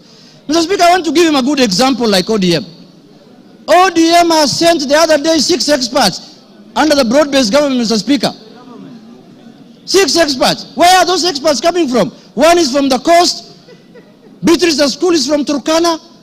Oparanya is from Western. The Attorney General is from Kisumu. Mr. Speaker, when he's talking about 30% of Ford Kenya and 30% of ANC, he thinks those positions were given to lawyers as a community, Mr. Speaker. When Ford Kenya is a national party, those positions belong to members of Ford Kenya who are in Mombasa, who are in Migori, who are in Kakamega, who are in Bungoma, who are in Eldoret. Ford Kenya has membership in all the country, has membership, Mr. Speaker. So, Mr. Speaker, that ground is not, he cannot controvert that ground by saying that he was talking about the power sharing within Kenya Kwanza. No, he was talking about ethnic groups, Mr. Speaker. He said this government was formed by 2 ethnic groups and that's how they're going to share power, Mr. Speaker. So that ground stands, Mr. Speaker, and that ground is impeachable, Mr. Speaker, on the Deputy President. The other issue, Mr. Speaker, I want to respond to that he has raised here, Mr. Speaker, is the issue of national security. He said that the NSIS, Mr. Speaker, can be called out whenever they are out of order, Mr. Speaker. Mr. Speaker, the man Deputy President sits in the National Security Council, Mr. Speaker. He doesn't need to call out any government organ in the streets, Mr. Speaker, like the people who do their things in the street, Mr. Speaker. He's a man who sits in every governance organ of this country, Mr. Speaker. All organs of government, all governing organs are also oversighted by committee of this House, Mr. Speaker. What happens, Mr. Speaker, in this country if every member of parliament goes out there castigating governing bodies and constitutionally created bodies of governance, Mr. Speaker? We are going to have anarchy in this country. Mr. Speaker, I am not convinced that he has answered in any way that question as to why he was castigating bodies like the NSIS and the police out there when he's the Deputy President of the Republic of Kenya. On that ground, Mr. Speaker, I feel he's impeachable on that, Mr. Speaker. He has not given us any sufficient answer to that question, Mr. Speaker. Mr. Speaker, the issue of Justice Maina. He said that he was not attacking her because of the judgments she rendered against him, Mr. Speaker. And he said that he had filed a petition with the Judicial Service Commission, Mr. Speaker. He who wants equity must come with clean hands. You cannot castigate a judge in the rallies, in burials, and then you want JSC to listen to you. You can't have both ways.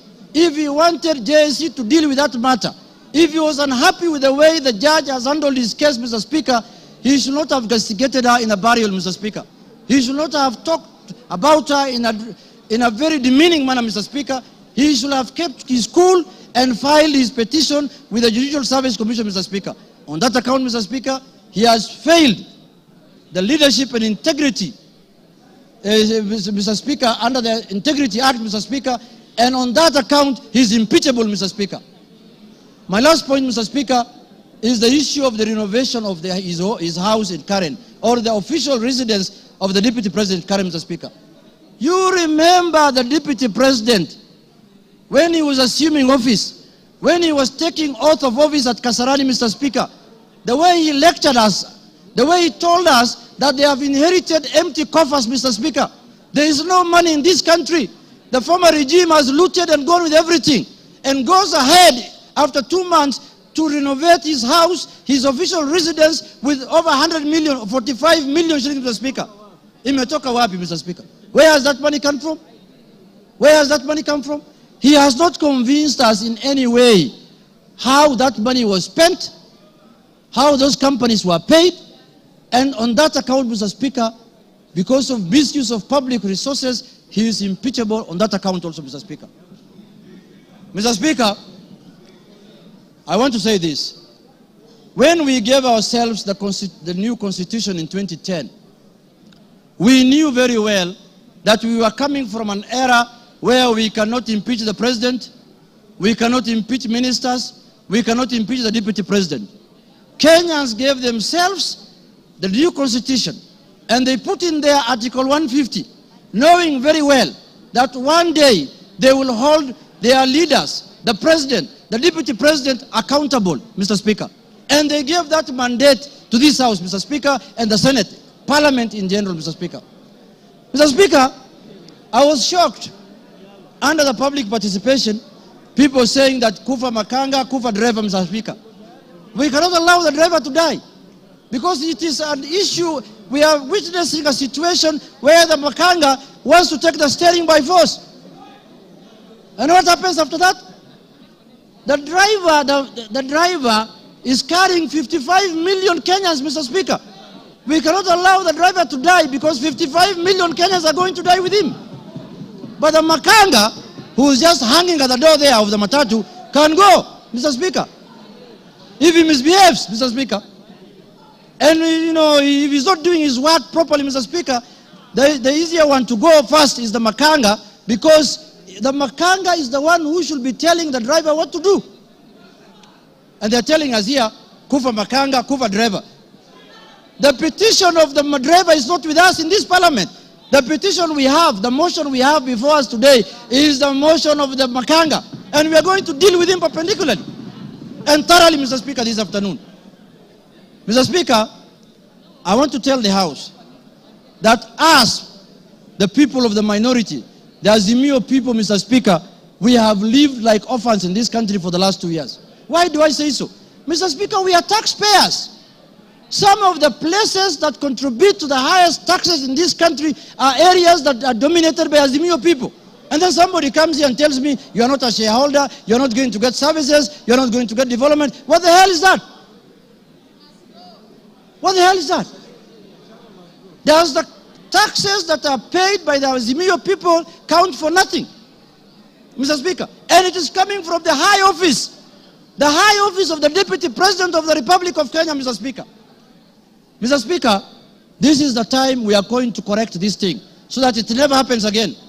So that we don't have another Deputy President who comes later. Because when we impeach this one, another one is going to be appointed. This is a lesson to the next one. That if you misbehave, we will just take you through this Goleta, Mr. Speaker. Mr. Speaker, I want to conclude by saying this. Let us not personalize offices. We don't have any ill will. We don't have any bad faith. We don't have anything that we are holding against the persona of Geoffrey Rigathi Gachagua, Mr. Speaker. We are dealing with the office of the Deputy President currently occupied by one Geoffrey Rigathi Gachagua, Mr. Speaker. The office holder. And let us not personalize. The office does not belong to him, does not belong to anybody. This is a constitutional office, and the Constitution has prescribed how to deal with you when you misbehave in that office, Mr. Speaker. So, Mr. Speaker, for Kenya to become cohesive, Rigathi must do what? Rigathi must? For Kenya to become cohesive.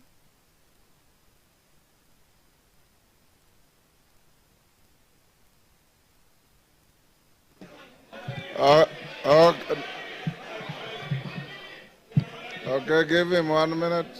Mr. Speaker. Give him 1 minute. Mr. Speaker, I was telling members, for Kenya to unite, Rigathi must. For Kenya to prosper, Rigathi must. For Kenya to have unity, Rigathi must. For shareholding to end in Kenya, Rigathi must. For us to have a peaceful country, Rigathi must. Thank you very much. That is the mood, and that is what how we are going to do. Thank you, Kimani Ichung'wah.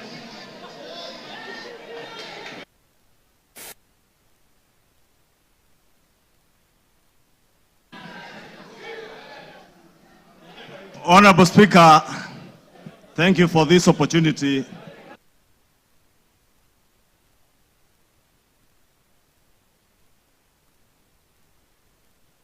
Honorable Ekomas Mutuse, the member for Kibwezi West approached me with the impeachment motion, Honorable Speaker, I took some time not just to go through the grounds that he had stipulated for the impeachment of the Deputy President, but also to reflect on what Honorable Mutuse was asking me, not just as a member of parliament for Kikuyu and leader of majority party in this house to do, but also took time to reflect and ask the Almighty God to guide me and give me wisdom to do the right thing. Honorable Speaker, I pray to God that the Almighty God may give me wisdom to do that which is right. And not just what is right, Honorable Speaker, but also what is just. Just to the outgoing Deputy President of the Republic of Kenya, but also just, more importantly, just to the people of Kenya who turned out in their numbers in 2022 to vote in a government that they believed would create cohesion and unity and offer them opportunities to excel and prosper as a people. Honorable Speaker, as I prayed for wisdom, I was also conscious that what is right is not always easy. And what is right is not always popular. And being a son of the mountain, representing people of the Mount Kenya region, Honorable Speaker, it was clear to me that what may be popular today may not be right.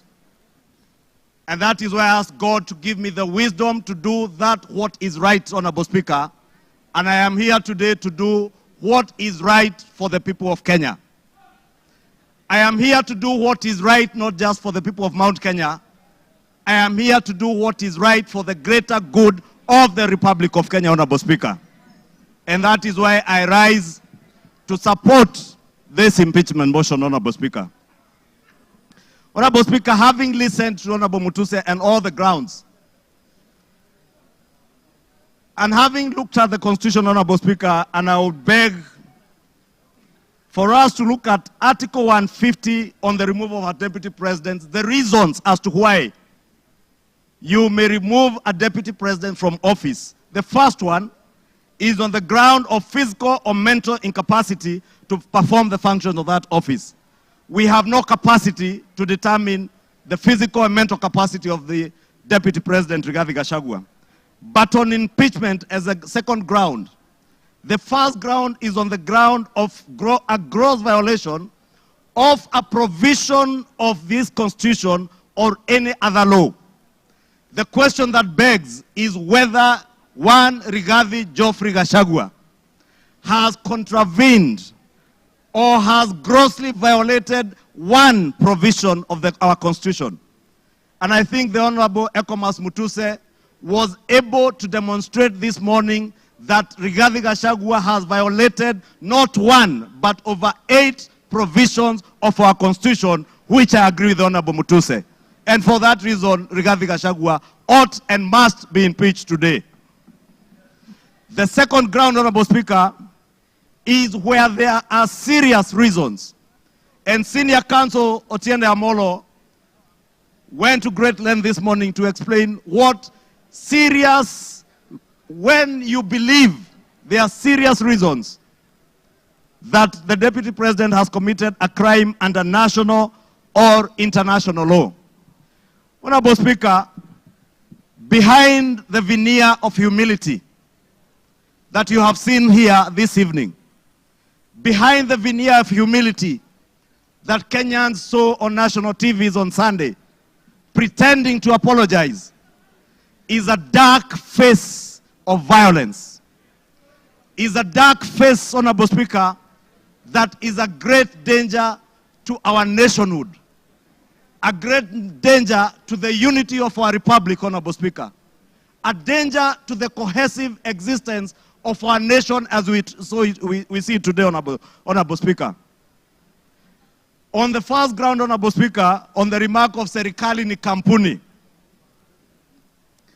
it pains me, Honorable Speaker, as I say, not just as leader of majority, but as a member of parliament of Kikuyu constituency, and also as a son of the mountain, where I come from. That, Honorable Speaker, today, the community I come from is being depicted as a community that is entitled and privileged. We are a community, Honorable Speaker, that has love for other Kenyans and other communities in our republic. We are a community that is known for our hard work and resilience, not for entitlement. We are a community that is peace-loving and that believes in the unity of one indivisible nation and Republic of Kenya. Rigathi Gachagua does not believe in an indivisible country. He believes in parochial, selfish, regional, and sectarian interests. And for that reason, Honorable Speaker, we ought and we should impeach the Honorable Rigathi Gachagua. Honorable Speaker, we need to ask ourselves as Honorable Members of Parliament, who took an oath of office, Honorable Speaker, and we swore in the name of the Almighty God that we would obey, respect, uphold, protect, and defend this Constitution. And today, Honorable Speaker, what we are being asked to do is to recall those words of the oath of office that we all took either with the Bible or with the Holy Quran in our right hands, Honorable Speaker, that for a man who has grossly violated our Constitution, whether we will stand up today to be counted as protecting and defending this Constitution by sending home one Rigathi Gachagua, Honorable Speaker. I want to say I rise to the occasion today to do what is right and to reaffirm that oath that I took with the Bible in my right hand, to obey, to defend, and to protect this Constitution that we all swore to defend. And I call upon all of you, honorable members, to defend this Constitution. Honorable members, for Kenyans around the country who watched in disbelief as the Honorable Rigathi Gachagua went to great length, and the Honorable Otiende Amolo told us this morning, if you have to spend 2 hours on national TV to defend corruption and tell the world how you are not corrupt, you are definitely corrupt. Honorable Speaker, the Deputy President with his legal team submitted their defense late at 4 p.m. this afternoon, imagining that we will not have the time to go through this voluminous document. If you go through what Rigathi Gachagua was telling you here, on Olive Garden Hotel, he claims that this hotel was sold by executors to a third party. Honorable Speaker, if you peruse through the documents, the third party that is said to have bought this hotel, Honorable Speaker, and allow me, Honorable Speaker, first to tell you that the joint executors of the will of the late Governor Nderitu Gachagua were Rigathi Gachagua, Advocate Njoroge Regeru, and one Mr. Mwai, who was said to have been his great friend, Mwai Madhenge. And Honorable Speaker, if you read the report filed in court by the joint will executors, filed on the 27th of June this year, it says in the report that the joint will executors will make decisions independently of the beneficiaries and without influence from any beneficiary, except for one who is both a beneficiary and an executor. The joint will executors does not have the same attributes and mandates as for trustees, where beneficiaries would play a part assisting in decision making. What this is saying, Honorable Speaker, a document filed in court, is that Rigathi Gachagua, as a joint will executor, was also a beneficiary of the estate of his late brother. He was not only a joint will executor, he was also a beneficiary, and he was also a purchaser for value of the estate of his late brother. Olive Gardens is said to have been sold to one gentleman that many of us know, the Honorable Gishimu Githinji, the member for Gishugu, will tell you that the gentleman who is listed here as a purchaser for value for Olive Gardens, one Peterson Njomo Mushira, was a candidate in Gishugu constituency. He is a direct proxy of one Rigathi Geoffrey Gachagua. And Honorable Speaker, I must confess, and I am sorry to my friend Peterson because I know him.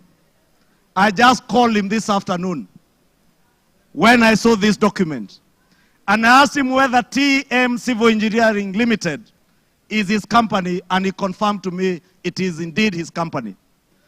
I therefore want to tell you Olive Gardens was purchased through the proxy of Peterson Jomo Mushira with 0 shares and TM Civil Engineering Limited with 6,000 shares. Those who have visited the Annex House, the office of the Deputy President, know this Njomo is a permanent fixture in the office of the Deputy President, and therefore his direct proxy. Honorable Speaker, we are also told, Honorable Speaker, that these very hard-working young Kenyans, in the names of Keith Ikino Rigathi and Kevin Gachagua Rigathi, who are listed on the CR12 of the documents that were tabled this afternoon by Rigathi, are shareholders of Vipingo Beach Resort that owns the Vipingo property in Kilifi County, the one the Honorable Chonga was speaking about. Rigathi Gachagua told Kenyans on national TV that this property is still owned by the family and therefore is still part of the estate. Keith Ikino and Kevin Gachagua, his sons, were not joint will executors of the estate of Nderito Gachagua. And the owners who are listed on this CR12 is Keith Ikino Rigathi, Kevin Gachagua Rigathi, and the estate of the deceased James Nderito Gachagua. It is a rather ingenious way of trying to hide behind the estate of his late brother. And how shameful, Honorable Speaker, that the Deputy President of the Republic of Kenya would hide behind the veil of the estate of his late brother to disguise what is outright proceeds of crime, because he is a purchaser of this property, and that is why his 2 sons are listed as directors and shareholders of Vipingo Ridge, of Vipingo Beach Resort. But he was on national TV telling Kenyans, this is a property that belongs to the family, and we have decided to keep it. This is a House of Records, Honorable Speaker, and it is good we gave the Honorable Rigathi Gachagua an opportunity to be heard so that we can expose his lies in broad daylight or this early in the evening. And I want to tell Kenyans and all of you members, save this country from this dark face, Honorable Speaker, honorable members. Save this country, Honorable Speaker. Honorable Speaker, because of time, I know there was alluding, Honorable Speaker, if you look at the time this company, Vipingo Beach Resort, was formed, it was founded on 5th August 2008. I would guess if Keith Gachagua is 31 years old today, at the time this company was registered, he was only 15 years old or 14 years old. He cannot have been listed as a director. His younger brother must have been 12 or 13. For heaven's sake, Deputy President, give some credit. Honorable Speaker, we also had the issue of shareholding, Honorable Speaker. And we were told that in our coalition agreement, Honorable Speaker, and you are then the leader of Ford Kenya, and you know you never subscribed to shareholding in our coalition agreements within Kenya Kwanza. Anybody who subscribed to the Kenya Kwanza coalition was subscribing not to shares, but to an ideology, a shared ideology, not shareholding, as Rigathi Gachagua wants Kenyans to believe. Honorable Speaker, let me finish by saying, Honorable Speaker, that the mountain is intact. The mountain is intact. The mountain is intact.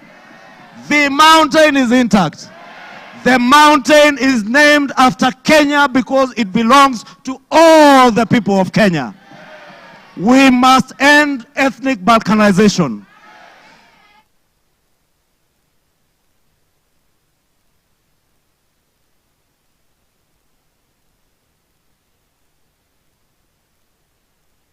Give him another 2-3 minutes. Honorable Speaker, I was saying to conclude, to end the balkanization of our country into ethnic fiefdoms under the control of warlords, we must send Rigathi Gachagua home today. To end divisive politics in our country, Rigathi must. To end the culture of impunity, conflict of interest, abuse of office, state capture, and corruption in high office, Rigathi must. For accountability, for there to be integrity in the political governance of our country, Rigathi Gachagua must. For leaders in high office to bear policy and political responsibility, Rigathi Gachagua must. For national unity, for the fight against graft to bear fruit, for peace and prosperity of our nation as one indivisible whole, one nation under one flag, one people who love their country, who love peace, who want to see a cohesive and working government serving them. Rigathi must. Rigathi must. I submit, Rigathi must go. Thank you. Order. Honorable members, order. The honorable mover has donated his time as follows. Charles Nguna, CNN, you'll start with 2 minutes. Omboko Milemba will follow with 3 minutes. Peter Kaluma will follow with 10 minutes, and then he himself 15 minutes. So, CNN, Charles Nguna. Thank you, Mr. Speaker. Mr. Speaker, let me thank the Kenyans who just expressed their views during public participation on this matter, Mr. Speaker.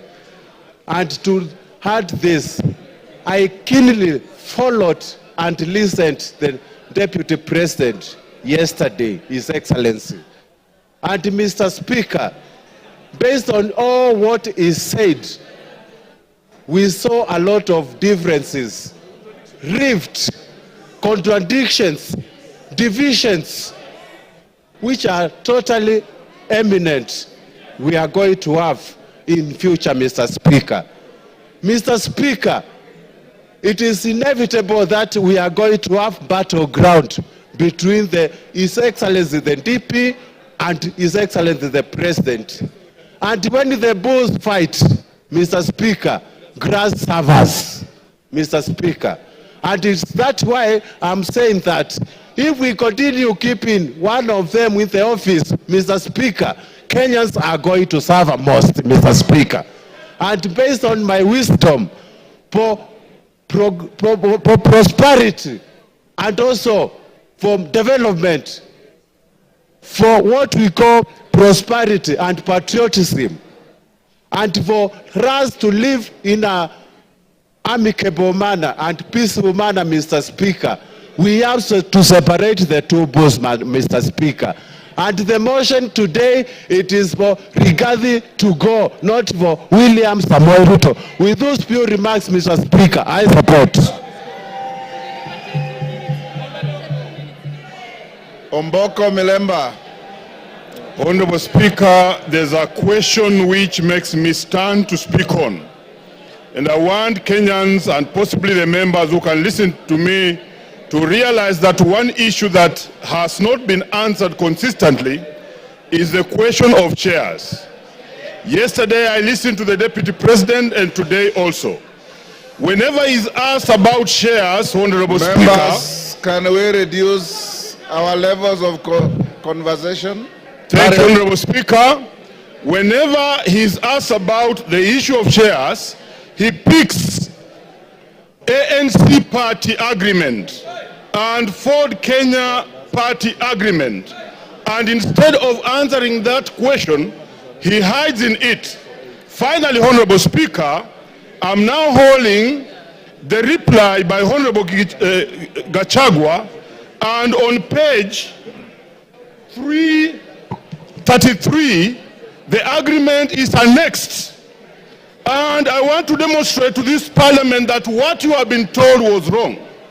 Because that agreement does not talk about just power sharing for a region. He has avoided intentionally to read the entire paragraph, which says that the sharing of the political parties will also depending further on the need to achieve an inclusive government that reflects the face of Kenya, including the need to accommodate the representation of any future member party and all regions of Kenya. He avoided to read that and therefore gives an impression that there was a power sharing agreement which only confined ANC party to Western only, when ANC party is a national party. Look at this, Honorable Speaker. The only member of the ANC party we nominated was Honorable Dena Hamisi, who comes from Kwale and not Western. So this is an issue which has not been tackled. Two, he is unable to deal with Senior Counsel Tienda Molo's assertion in the morning that how would you elevate the agreements of a political party beyond the Constitution of Kenya. It's very important that as you make your decision, you get that this was a false lie. Finally, Honorable Speaker, in all this we have seen all the techniques of card stacking, of propaganda, which include card stacking, emotional appeal, branding, and that's why we have seen the name of the president being dragged in this matter today.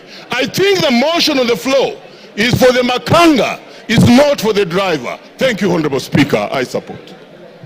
I have been advised by the mover that Lilian Kogo will take 2 minutes and Kaluma 8 minutes instead of 10. Lilian Kogo. I thank you so much, Honorable Speaker. And I want to thank all the members who have contributed to this motion. I rise to support.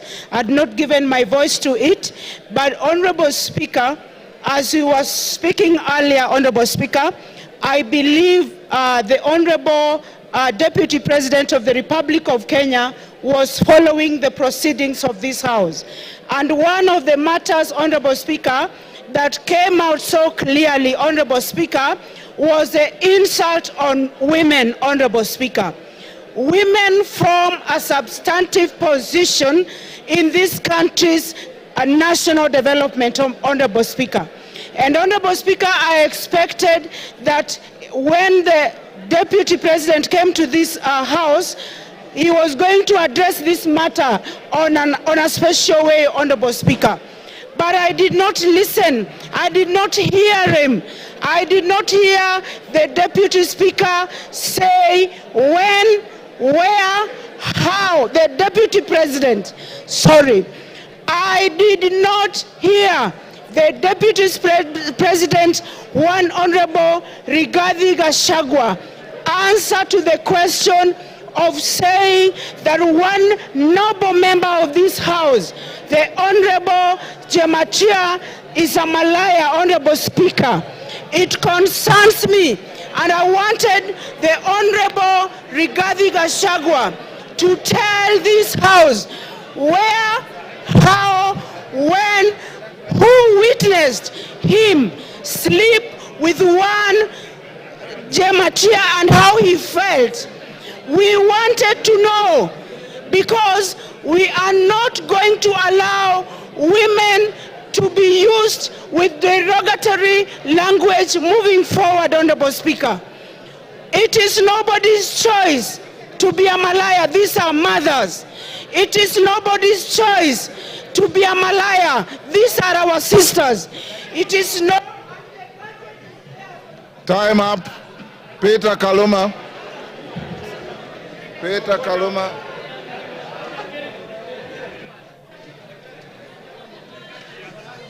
Peter Kaluma. Honorable members. I thank you.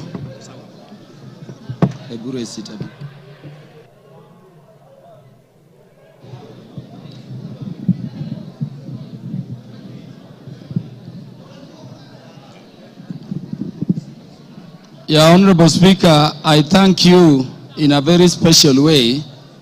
Honorable Speaker, I have this benefit of speaking after listening both to the mover of the motion and to the Deputy President, who is the subject matter of this motion. And so, Honorable Speaker, I can look at it from all perspectives. Honorable Speaker, allow me to start by saying that I listened to the Deputy President, as I did to Honorable Mutuse, with the mind of a lawyer, looking at how the grounds have been addressed, their particulars, and how they have been addressed by the two respective parties.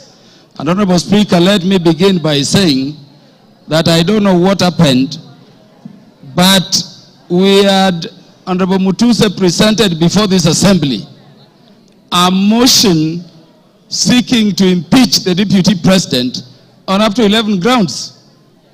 And Honorable Speaker, I don't know whether it is by act of omission or commission, or it is just the nature of some people. The Deputy President focused on those matters concerning property, money, integrity, procurement, forgetting the most fundamental issues. And I want to say that even when he addressed those money issues, there are very patent gaps going to constitutional violations which are stated in the motion to be gross.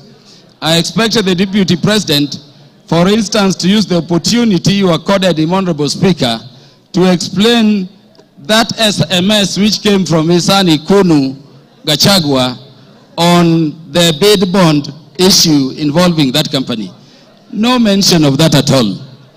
Honorable Speaker, before I go to the matters I want to address in substance, let me thank you, the Honorable Speaker of the National Assembly, for ensuring that the process this House is going through has been very fair.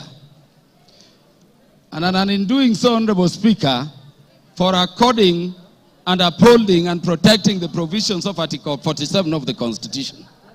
I hear people still saying that the courts will intervene. But I'm thanking you for this, Honorable Speaker, because the only time the courts intervene is if we have not secured a party procedural fairness.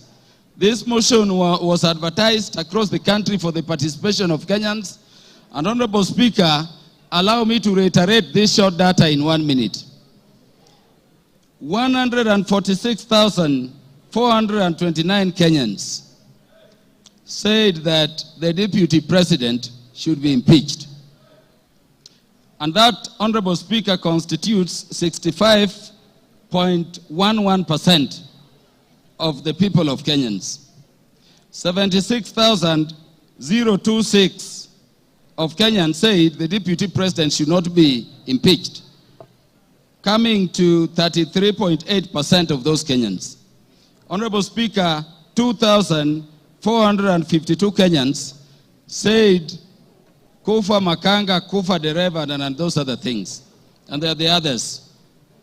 And Honorable Speaker, in terms of our constituency, which is Homa Bay Town constituency, 1,080 Kenyans whom I represent said the deputy president should be impeached.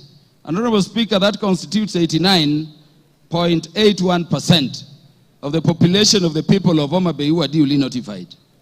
54 Kenyans in Homa Bay town constituency, constituting 5%, said the deputy president should not be impeached.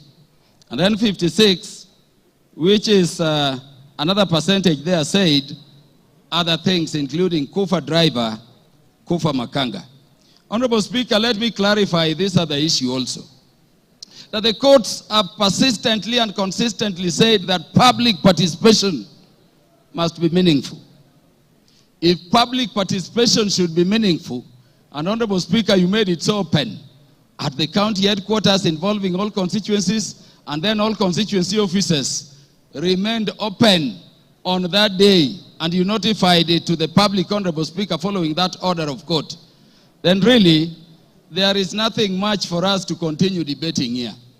If public participation is to be meaningful, then the Kenyans have spoken, and as their representatives, we can only give meaning to what they say during public participation by securing what they have said, which is that the deputy president should be impeached.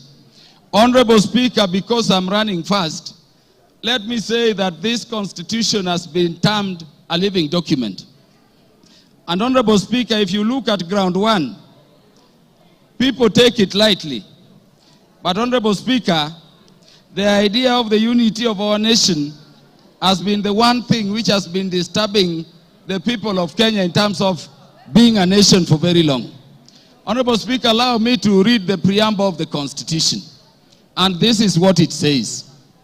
We, the people of Kenya, proud of our ethnic, cultural, and religious diversity, and determined to live in peace and unity as one indivisible sovereign nation. When the Kenyans were making this constitution, they identified the need for unity as one people, as one thing they had to deal with. Honorable Speaker, I request the members to look at Article 4, Sub-Article 2 of the Constitution. It says Kenya is a multi-party democratic state founded on the national values and principles of governance under Article 10 of the Constitution. And Honorable Speaker, people have said so many things about this Constitution. But let me say today, before this House, Honorable Speaker, that Article 10 of the Constitution, if this spirit has a soul, if this Constitution has a spirit, then you can only find it in Article 10 of the Constitution. At Article 10, Sub-Article 2, those national values which were identified by the people of Kenya during constitution making as the things which Kenya needs to address are the following, Honorable Speaker. Patriotism, national unity, sharing and devolution of power, the rule of law, democracy and participation of the people, human dignity, equity, social justice, inclusiveness, equality, human rights, non-discrimination, and protection of the marginalized. Honorable Speaker, at the very heart of a nation is equal ownership and equal sharing in the resources of the nation. It cannot be therefore, Honorable Speaker, that a state officer at the level of the deputy president is singing to other Kenyans how they are shareholders and they don't belong to this country. And Honorable Speaker, it saddens me that having given him the opportunity, the deputy president did not proffer a defense, the deputy president did not offer an apology, but the deputy president said other people are also doing it. Honorable Speaker, let me say an impeachment motion proceeds in personam. It proceeds against a specific person. You may say Kufa Dereva, Kufa Makanga. Give him 1 minute to wind up. Wind up, Kaluma. Thank you. Honorable Speaker, it does not matter. This motion we have is against a person. You cannot have a motion for impeachment against Kaluma and somebody. Those who are saying Kufa driver, Kufa Makamba, bring the driver and we will also consider it on the merit. And on account of that, Honorable Speaker, this person must go. Honorable Speaker, in the few seconds remaining, let me say that when Westgate came under attack, I lost a cousin in the name of Jackton Port. He was the first one to be shot there. When Garissa University came under attack, Honorable Speaker, I lost Solomon Oludo from Marindi, a son of our land, educated at Ubiero Primary School. Honorable Speaker, we have no problem holding the security apparatus of the nation, to account. But Honorable Speaker, we cannot have a situation where you talk that recklessly in public about our national intelligence service being dysfunctional. For a state which is permanently under terror, target and attack. And by the way, in the Security Committee, each minute we are fighting terrorists. You cannot speak that way and come back and say it is normal. Honorable Speaker, how can you be a principal assistant to the president when each time the president leaves the country, you are organizing rallies to incite ethnic animosity against your own government? Honorable Speaker, how can you be a principal assistant to His Excellency the President when the President is having a press conference in Nairobi and you are having a separate one instead of standing with him to calm the nation from Mombasa to say that the President, in fact, there is a problem and is a dysfunction in government? Time up, Mutuse. You have 15 minutes. Very good. Thank you, Mr. Speaker. Thank you, Mr. Speaker. Before I begin my reply to the motion, please allow me to table additional documents, being a newspaper advert that was placed by His Excellency the Deputy President in today's newspapers, and also the video recording of his speech yesterday, because they are material to these proceedings. Go ahead. Request granted.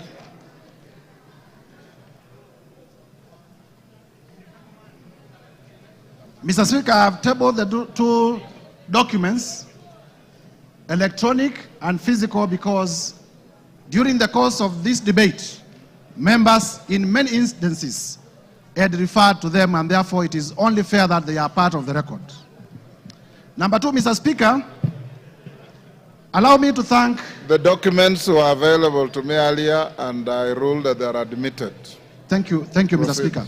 Yes. I want to be very brief because I know the National Assembly of the Republic of Kenya wants to make a decision on the matter of impeachment of His Excellency Rigathi Gachagua. Mr. Speaker, to begin with is to thank colleague members of Parliament from both sides of the House for the robust debate in terms of the motion that we presented before the House this morning. Mr. Speaker, I also want to thank Kenyans in their millions from all over the Republic, because in the course of this debate, Kenyans have been commending, Kenyans have been exercising their democratic right through public participation, through their right to odd opinions, and we have not witnessed a single incident of violence anywhere in the Republic. There had been vitisho that if you table an impeachment motion for a person of the magnitude of the Deputy President, there may be violence, people will lose lives. But I thank Kenyans because Kenyans have proven once again that we are a peaceful country and we are able to engage in our democratic processes without violence. Mr. Speaker, allow me to re-examine some of the few issues that have come through the response. First is to let Kenyans know that His Excellency Rigathi Gachagua has filed a response of 501 pages, and the response has come at 4 p.m., and I was only able to be given the response about an hour ago. And therefore, in terms of the doctrine of equality of arms, I feel that I needed adequate time so that I may be able, during my reply, to respond to some of the things that he has raised in his response. However, be that as it may, I want to refer members to page 99 of his response. In the morning, I did tell members that His Excellency Rigathi Gachagua has acquired properties through corruption and through money laundering. And when he has come before this house, he has told you that the hotel that he acquired in Nyeri was acquired through a loan. However, the only document exhibited as evidence of that loan is a letter of offer from Credit Bank Limited.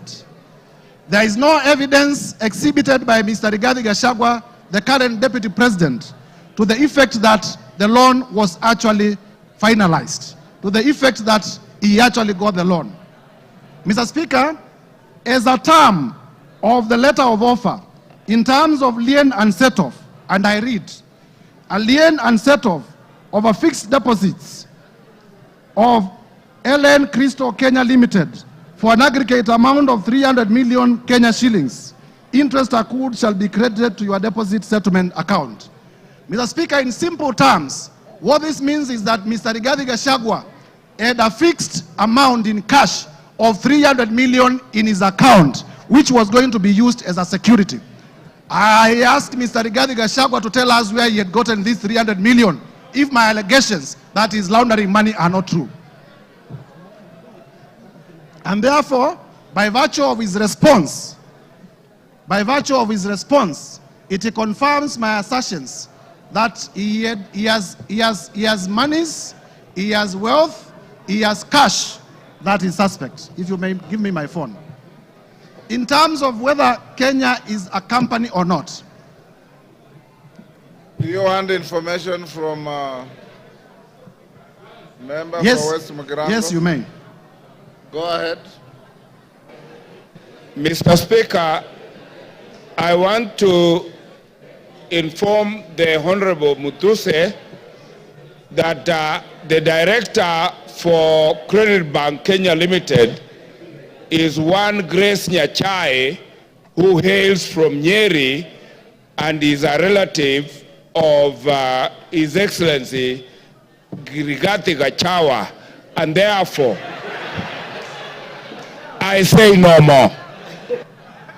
I thank you, Mr. Speaker. Mr. Speaker, it is important for this House to note that in the morning, I did present evidence of suspicious money transactions. I did present evidence that His Excellency Rigathi Gachagua, either by himself or through relatives or through proxies, has acquired properties that are way beyond his known sources of income, and that evidence remains uncontroverted. Turning, Mr. Speaker, to the issue of whether Kenya is a company owned by shareholders.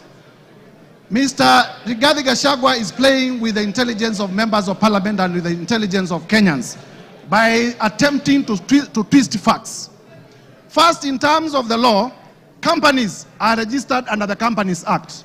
They are not registered under the Political Parties Act. So to come before Kenyans and to say that there were coalition agreements registered and therefore those coalition agreements are companies is to play around with our intelligence, because we know companies are registered under the Companies Act, they are not registered under the Political Parties Act. Further, Mr. Speaker, this Rigathi Gachagua was selectively chosen the sections of the Kenya Kwanza coalition agreement to rely on, and he has failed to read the document in whole. Under clause 20 of the Kenya Kwanza coalition agreement, that clause provides as follows: that there is need to achieve an inclusive government that reflects the face of Kenya. Rigathi Gachagua chose not to tell us that the coalition agreement also talked about the face of Kenya and not a company of some people to the exclusion of others. Clause 6 of the Kenya Kwanza coalition agreement provides for respect for constitutionalism. The articles of the Constitution that I stated, it provides for respect to the rule of law. It provides for respect to the national values and principles of government under Article 10, and it provides for respect to devolution. Mr. Rigathi Gachagua did not tell us that.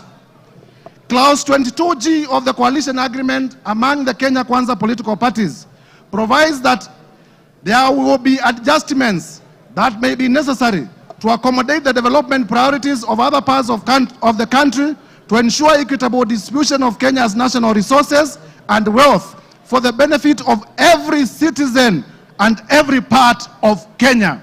This Mr. Rigathi Gachagua could not tell you because it was going to destroy his case.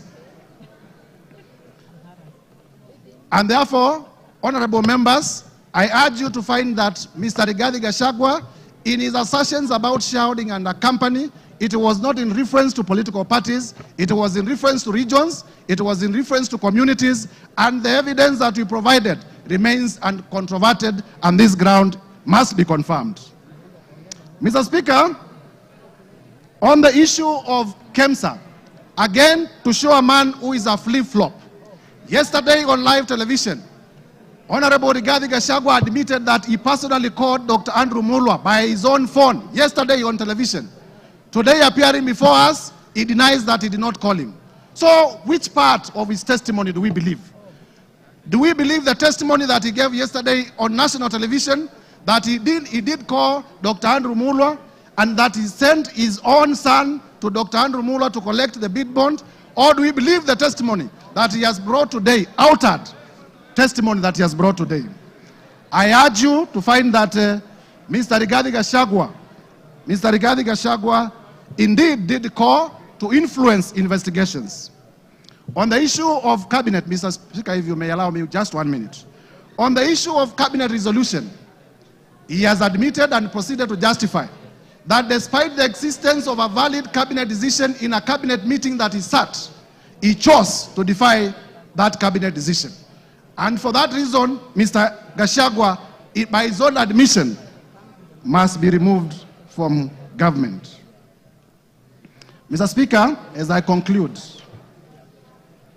this is the National Assembly of the Republic of Kenya. And for the National Assembly of the Republic of Kenya to assert its constitutional authority, Mr. Rigathi Gachagua must be impeached today. I urge members. Mr. Rigathi Gachagua, we have heard from members here, has made inflammatory remarks against the women of the Republic. For the respect of the women of the Republic of Kenya, Mr. Rigathi Gachagua must be impeached today. We have heard that Mr. Rigathi Gachagua has disinherited the widows of his own brother. And for the widows of Kenya, beginning from Madeira, to be safe, Mr. Rigathi Gachagua must be impeached today. And therefore, I urge members to find favor with my motion from clause 1 to clause 11. And as you vote to impeach Mr. Rigathi Gachagua. I thank you, Mr. Speaker, I beg to move. And I beg to move. Thank you. Honorable members on their feet, take your seats. Take your seats. Take your seats. Brighton, take your seats. Today you are very mobile.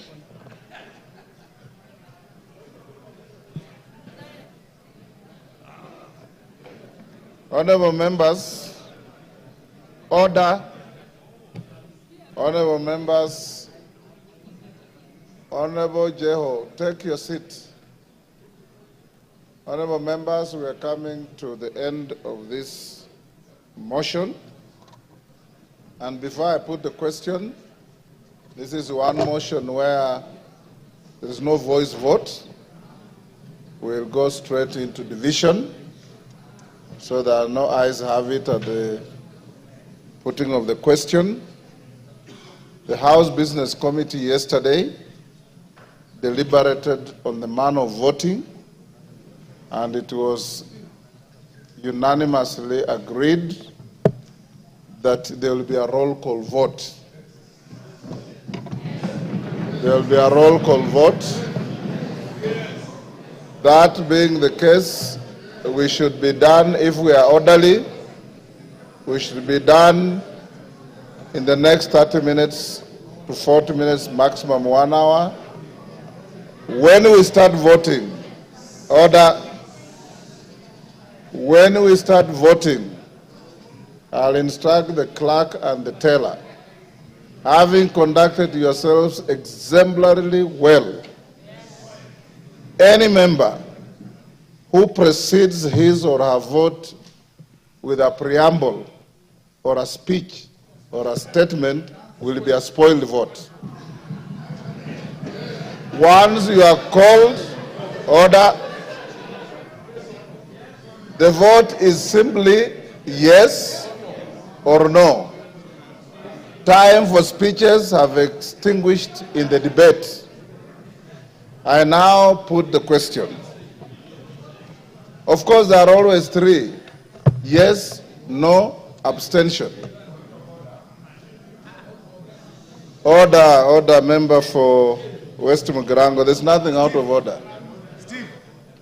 Honorable members, I now put the question, which is that pursuant to the provisions of Articles 145 and 151B and 2 of the Constitution and Standing Order 64 and 65, this House resolves to remove from office by impeachment His Excellency Honorable Rigathi Gachagua, EGH, the Deputy President of the Republic of Kenya, on the following grounds.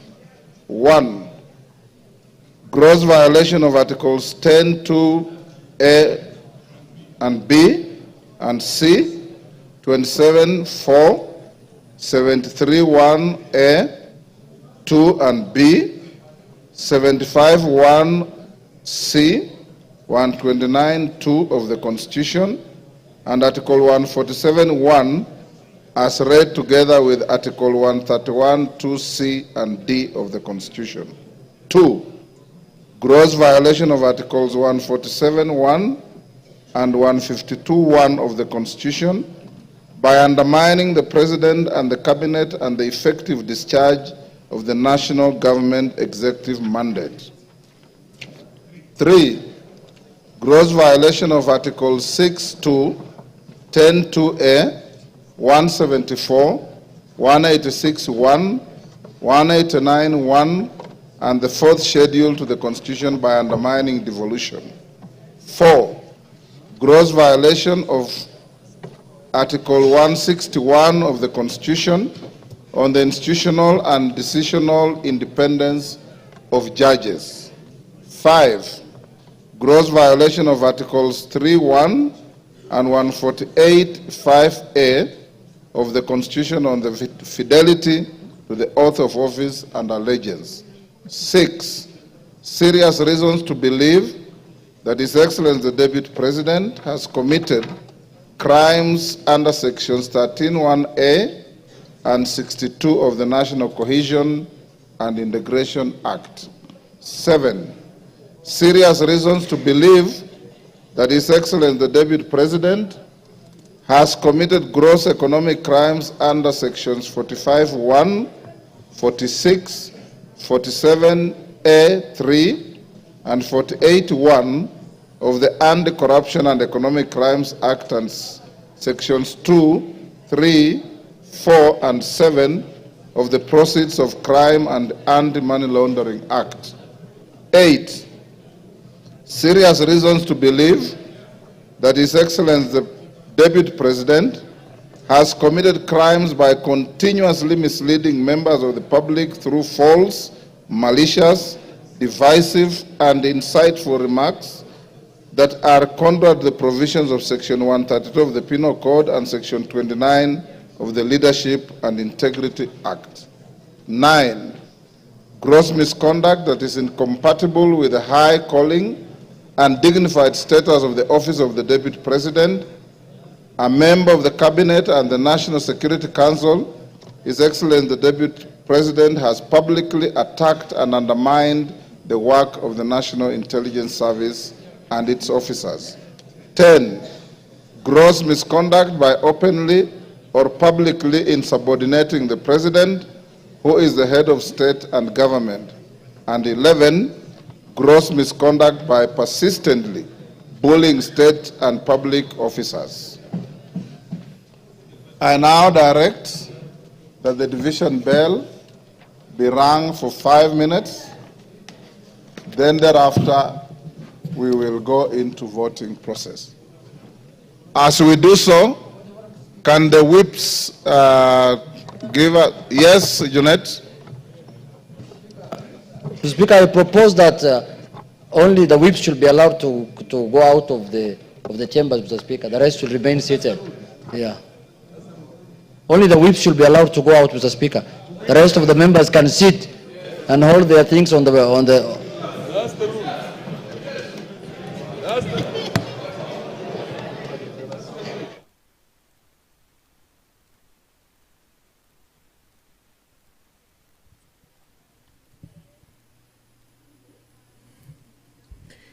Good evening. If you're just tuning in, the National Assembly has been debating the special motion by the Honorable Member Mwengi Mutuse on the proposed removal by impeachment of His Excellency Rigathi Gachagua, the Deputy President. The Honorable Member in the special motion did advance 11 accusations against the Deputy President, and among them his gross violation of Articles 10, Subarticle 2A, B, and C, Article 27, Subarticle 4, Article 73, Subarticle 1A, Article 2B, Article 75, 1C, Article 129, Subarticle 2 of the Constitution, and Article 147, Subarticle 1, as read together with Article 131, Subarticle 2C and D of the Constitution, that the Deputy President has persistently made utterances threatening to discriminate, exclude, and unlawfully deny sections of the people of Kenya and regions of the Republic of Kenya equal opportunities for public service appointments and allocation of public resources. Another charge is that the Deputy President has made unilateral public statements inconsistent with policy positions collectively adopted by the government and contradicted the President on critical matters of governance and the exercise of the President's functions as a symbol of national unity. That His Excellency, the Deputy President, interfered with the running of Nairobi City County Government by inciting citizens against lawful directives of the county government on the planning and relocation of markets, and publicly disparaging the leadership of the county government and its decisions. Charge 4, that His Excellency, the Deputy President, has undermined the institutional and decisional independence of a judge through public attacks on a judge of the High Court of Kenya and falsely threatening to file a petition for the removal of the said judge in a matter in which he was a party. Another charge is that the Deputy President breached his oath of office and allegiance on account of the utterances and actions attributed to the Deputy President under grounds 1, 2, and 3. Charge 6, that the Deputy President has persistently made inflammatory, reckless, insightful public utterances over the last 2 years in contravention of the law. Charge 7, that His Excellency the Deputy President has committed gross economic crimes, namely conflict of interest, abuse of office, and conspiracy to commit crimes under sections by inexplicably amassing property estimated at 5.2 billion shillings that is incompatible with his known legitimate income, and by trading with the office of the Deputy President through proxies. Another charge is serious reasons to believe that His Excellency the Deputy President has committed crimes by continuously misleading members of the public through false, malicious, divisive, and insightful remarks that are contrary to the provisions of Section 132 of the Penal Code and Section 29 of the Leadership and Integrity Act. Charge 9, gross misconduct that is incompatible with the high calling and dignified status of the office of the Deputy President, a member of the Cabinet, and the National Security Council. His Excellency, the Deputy President, has publicly attacked and undermined the work of the National Intelligence Service and its officers. Charge 10, gross misconduct by openly or publicly insubordinating the President, who is the head of state and government, and Charge 11, gross misconduct by persistently bullying state and public officers. The Deputy President was some minutes after 5 p.m.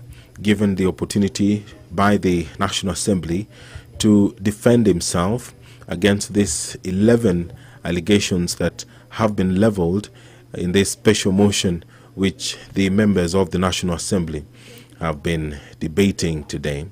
And right now,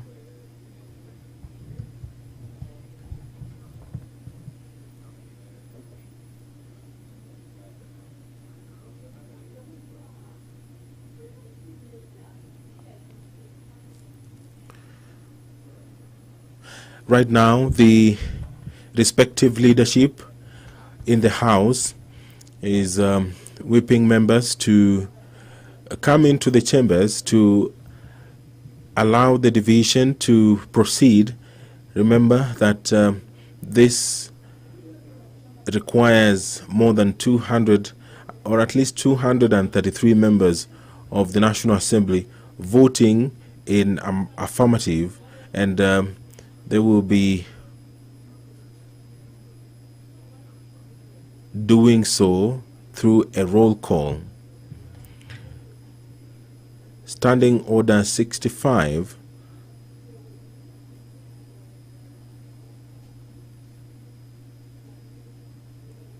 Standing Order 65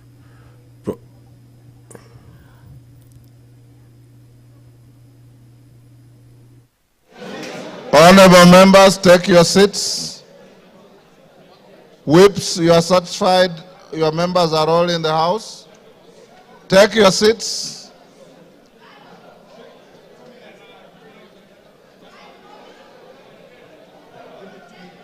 Okay. You have 2 minutes. Members who are on their feet, take your seats. Thank you.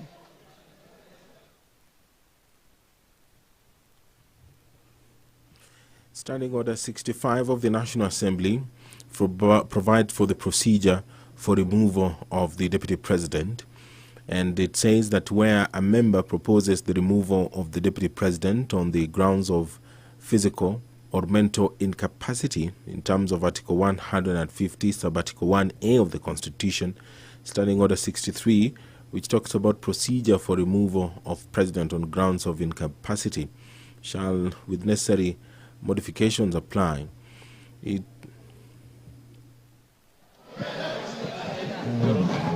have to do something about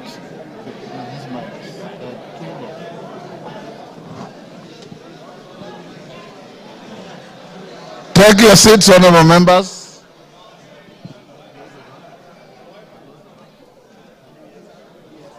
Okay. Osoro and Millie, are all your troops in the House? I want to draw the bar.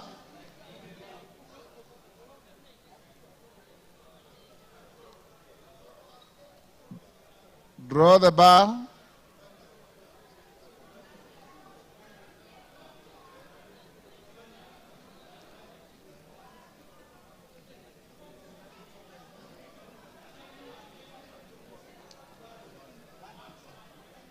Take your seats.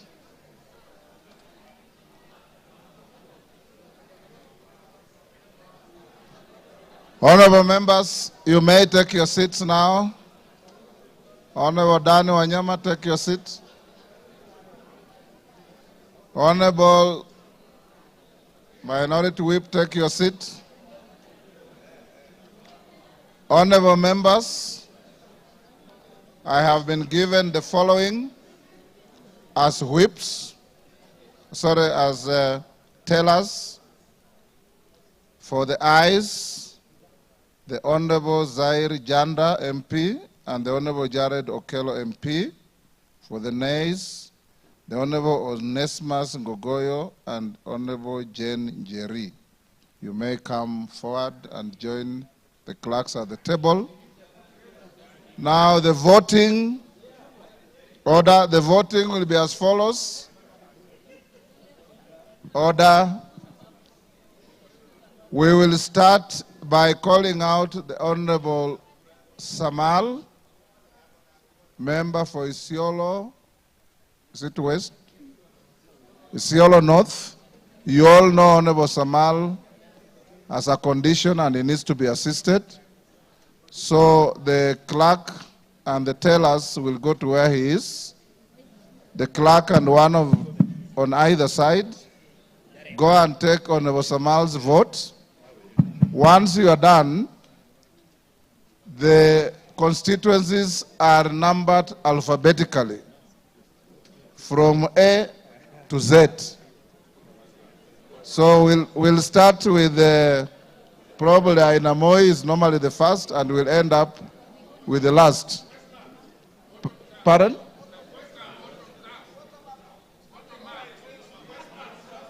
Yes. Okay, Njoroge, take the vote of Honorable Samal, Honorable Kosgei, and Honorable Wanyonyi. Then go alphabetically for everybody else.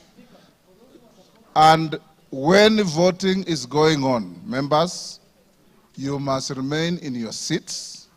You must remain silent and let the process go on uninterrupted, the same way you have been orderly the whole day.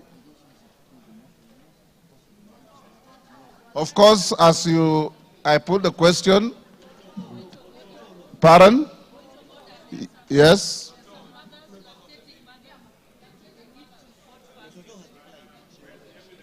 Toto has already indicated to the clerks that she'll wait and vote like everybody else. So she's not in a special case. Is Mother Wangara also lactating? I didn't know that. Now, clerk, those who are supporting the motion are voting yes. Those who are not are voting no. The tellers are, as I've told you, for yes, Janda and Okello, for no's, Kasheri and Gogoyo. Clerk, over to you. Voting starts now. Isiolo North, Lomwa Joseph Samal. Westlands, Wetangula Timothy Wanyonyi. Nominated member, Jackson Kosgei Kipkemoi.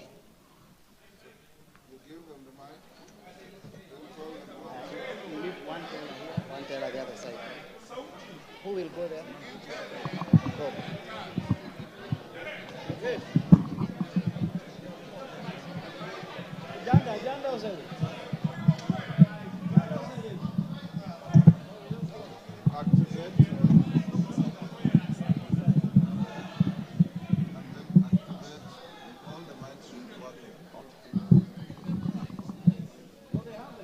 I, Tim Wanyonyi, Member of Parliament for Westlands, I vote no. I vote yes. I vote yes.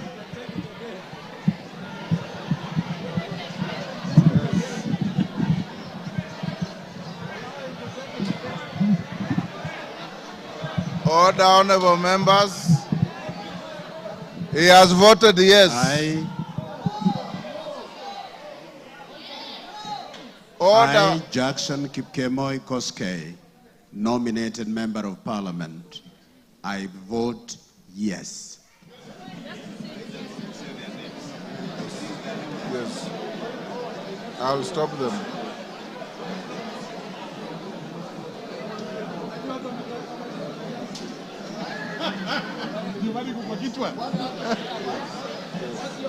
Yes.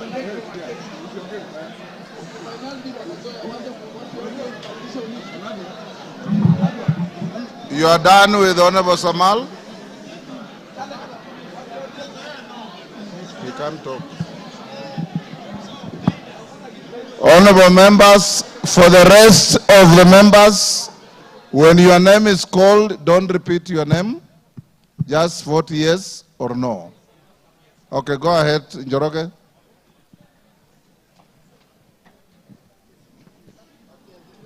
Ainab Koi, Samuel Chepkonga, Aina Moi, Benjamin Langat, Aldai, Marian Kitani, Alego Usonga, Samuel Atandi, Awendo, John Walter Owino, Bahati, Irene Joki, Balambala, Shurie Abdi Omar, Baringo County, Florence Jamatia, Baringo Central, Joshua Kandie, Baringo North, Joseph Maglap, Baringo South, Charles Cameron, Belgut, Nelson Koech,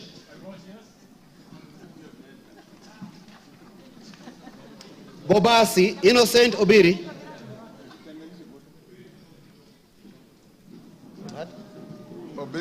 Bobasi, Innocent Obiri,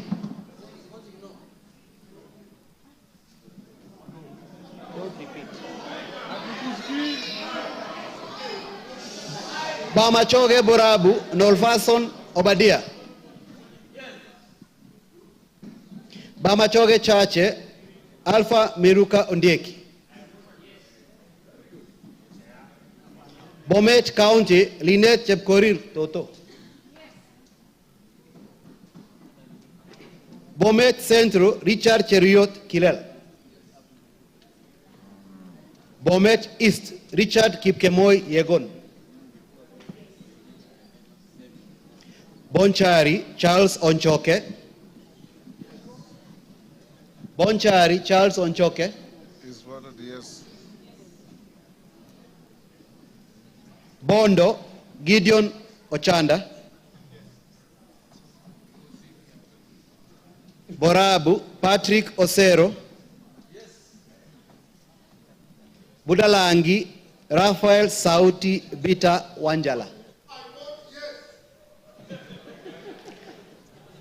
Bomula, Nelson Jack Wamboka, Bungoma, Kadri Nanjala Wabilianga, Bura, Kuno Yakub Ado, Bureti, Kibet Kirui Komingoi,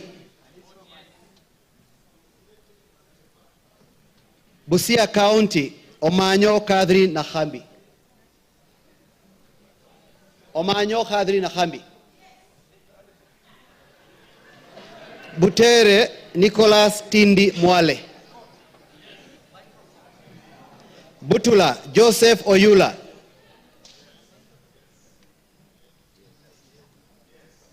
Buuri Muruidhania Rindikiri Mugambi, Central Imenti Moses Nguchine Kirima, Central Imenti Moses Kirima Nguchine, Changamwe Omar Mwinyi, Chebalungu Victor Kipngetich Koech, Cherangani Patrick Simiyu Barasa,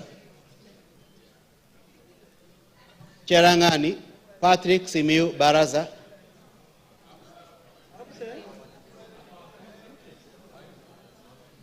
Chesumei Paul Biego,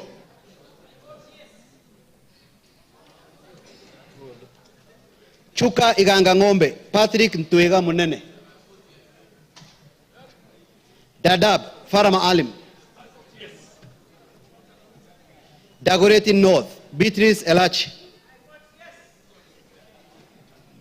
Dagoretti South John Kerry Waweru, Eldama Ravine Musa Sirma, Eldas Adan Kenan, Elgeo Marakwet County Ngerechei Jepto Caroline, Embakasi Central, Gadhiro Majadonk Benjamin. Embakasi East, Babu Owino Ongili. Embakasi East, Babu Owino Ongili.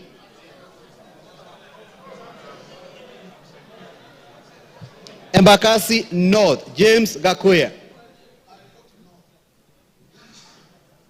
Embakasi South, Julius Mawade.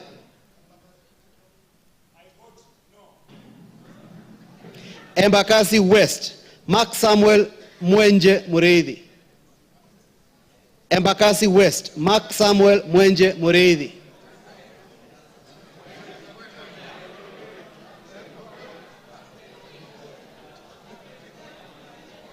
Embu County, Double N Pamela Njoki.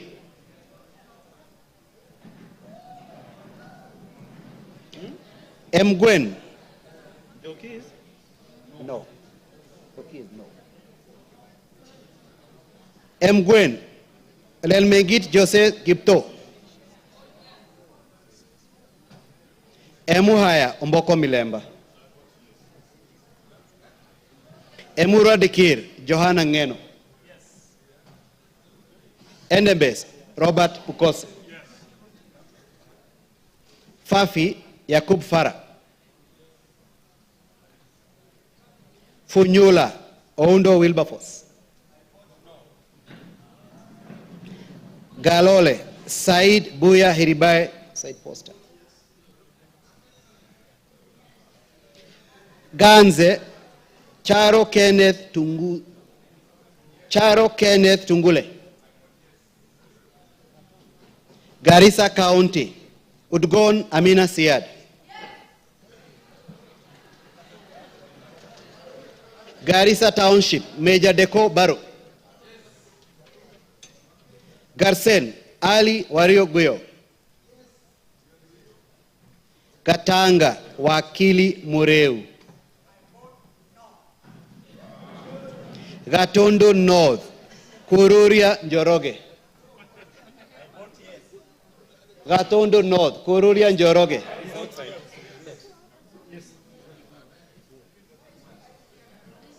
Gatondo South, Gabriel Gaduka Kagombe. Gem, Elisha Odhiambo. Gichugu, Robert Gichimu. Gilgil, Mother Wangari Wanjira. Gilgil, Mother Wangari Wanjira. Gilgil, Mother Wangari Wanjira. Githunguri, Gadhoni wa Mochomba. Hamisi, Charles Gumini Gimose. Homa Bay County, Bensuda Joyce Osogo.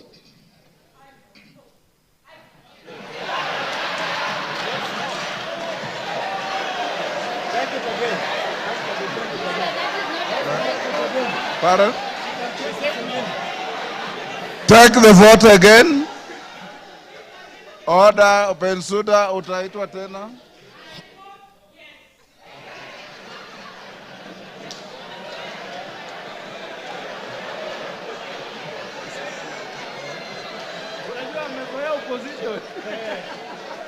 Homa Bay Town. Order, members, order. Homa Bay Town, George Peter Kaluma. Igembe Central, Daniel Karido Kili. Igembe North, Taitumu Julius.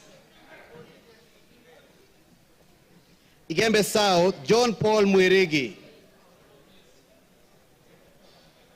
Ijara, Abdi Ali Abdi. Ikolomani, Shinali Bernard. Isiolo County, Mumina Bonaya. Isiolo North, Isiolo South, Bidu Tubi Mohammed.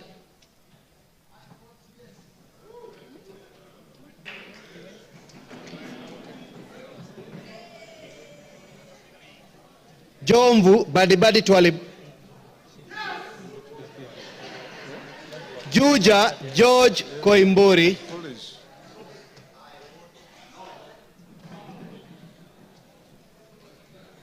Kabete James Gidua wa Mashukuru, Kabete James Gidua wa Mashukuru, Kabondo Kasipul Ivo Bara, Kabuchai Kalasinga Joseph,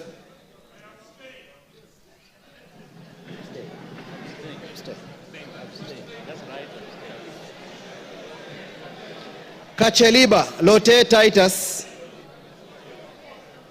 Kacheliba Lote Titus, Kaiti Joshua Kivinda Kimilu, Kaiti Joshua Kivinda Kimilu, Kaiti Joshua Kivinda Kimilu,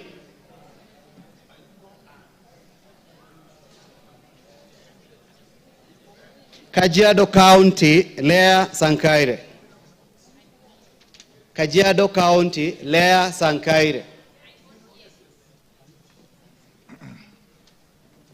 Kajiado Central Memusi Elijah,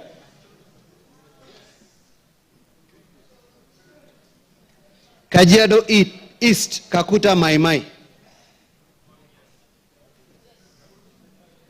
Kajiado North Onesimus Ngogoyo, Kajiado South Parashina Samuel Sakimba,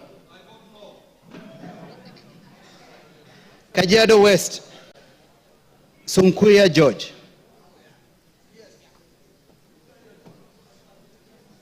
Kakamega County Elsie Muhanda,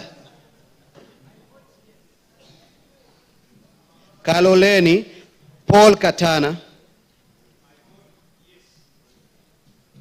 Kamukonji Hassan Yusuf, Kamukonji Hassan Yusuf, Kamukonji Hassan Yusuf,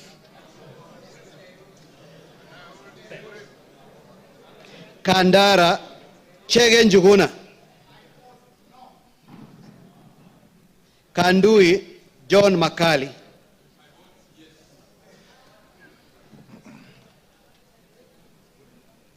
Kangema Peter Kihungi, Kagundo Fabian Chule, Kapenguria Samuel Moroto,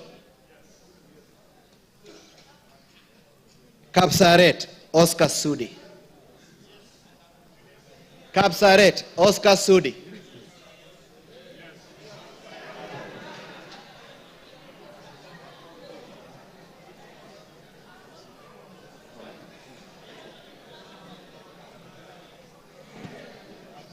Karachuonyo Okwome Andrew Adipo, Kasarani Karauri Ronald Kamwiko,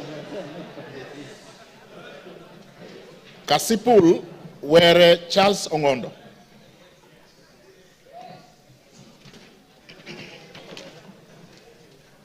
Kathiani Mbui Robert, Keyo North Korir Adams Kipsanai, Keyo South Kipkoech Gideon Kimayo, Kericho Kemei Beatrice Chemweno, Keses Ruto Julius Kipleting,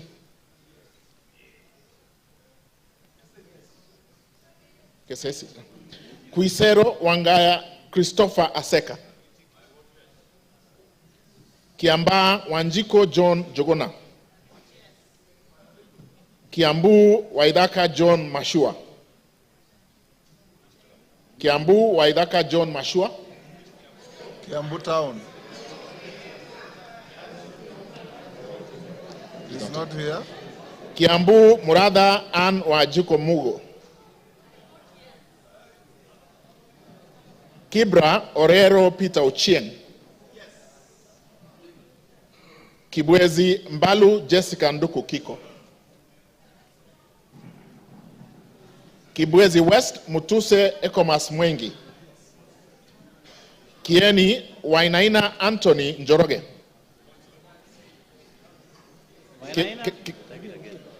Kieni Wainaina Anthony Njoroge. Kigumo Munyoro Joseph Kamau. Keharu Nyoro Samson Dindi. Kikuyu Ishungwa Anthony Kemani. Kilgoris Sunkuli Julius Lekakeny. Kilifi Mwanyanje Gertrude Mbeyu. Kilifi North Baya Owen Ya. Kilifi South Kiti Richard Ken Chonga. Kilome Zambia Thaddeus Kethua. Kimilili Mutua Didmas Wekesa Barasa. Kiminini Bisao Morris Kakai. Kinango Rai Samuel Gonzi. Gonzi Rai.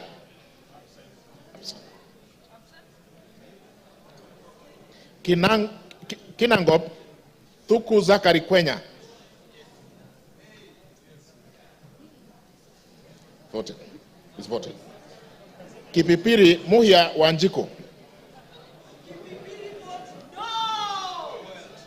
Kipkelion East Cheroro Joseph Kimutai. Kipkelion West Hilary Kiplangat Koskei. Kirinyaga Jen Jerry Maina. Kirinyaga Central Gitari Joseph Gashoki. Kirinyaga Central Joseph Gashoki Gitari. Kisauni Bedzimba Rashid Juma. Kisi Donya Doris Aburi. Kisumu Busia Ruth Adhiambo Odinga. Kisumu Central Oron Joshua Odongo. Kisumu East Ahmed Shakil Ahmed Shabir. Kisumu West Rosa Akinyebuyu. Kitui Irene Modoni Kasalu. Kitui East Nimrod Midhuka Mbai. Kitui Central Makali Benson Mulu. Kitui Rural Mboni David Mwalika. Nyamai Rachel Kaki Kitui South. Edith Vethi Nyenze Kitui West. Mokaya Nyakundi Japheth Kitutu Chache North.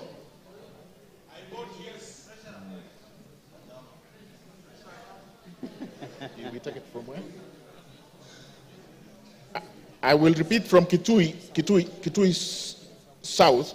Rachel Kaki Nyamai. She voted. Yes. Nyanza Edith Vethi. She voted. Nyakundi Japheth Mokaya. I vote yes. Kibagendi Anthony.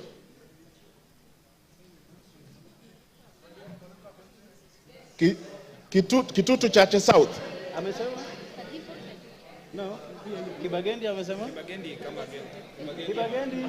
Kitutu Chache South, Kibagendi Anthony. Clive Kitutu Masabak, Clive Ombane Gisairo.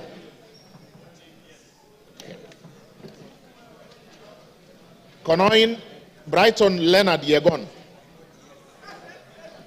Kuresoi North Mutai Alfred Kibrono. Kuresoi North. Okay. Joseph Kipkoske Tanui, Kuresoi South. Okay. Kuria East, Masairo Marwa Kitayama. Kuria West, Robi Matthias Nyamabe.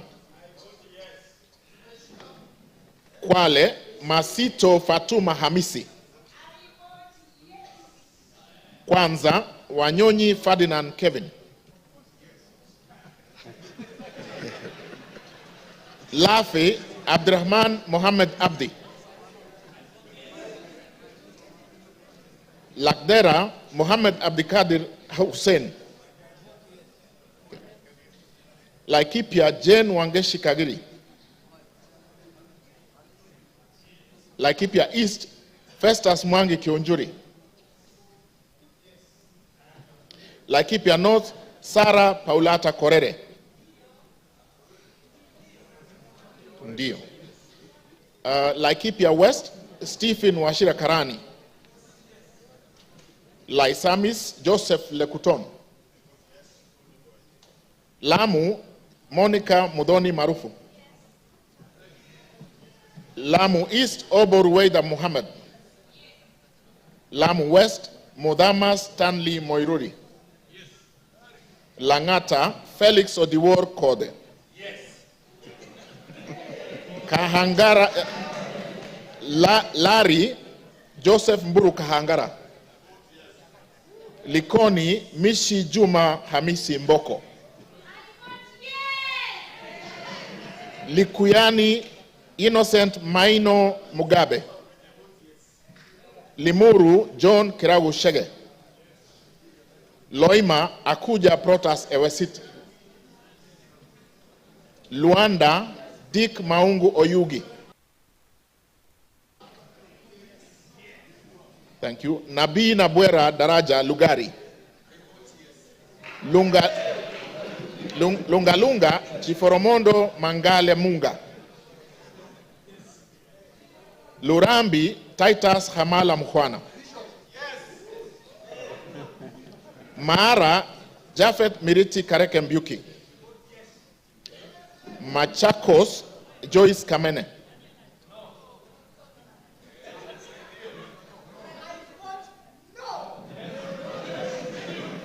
Machakos Town Caleb Mutiso Mule.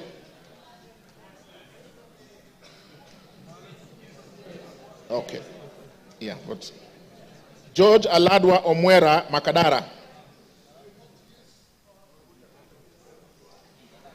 Makweni Kiamba Susan Dunge. Makweni Women Rep Mumo Rose Museo. Absent. Can I repeat? Makweni Mumo Rose Museo. Malava Moses Malulu Injendi.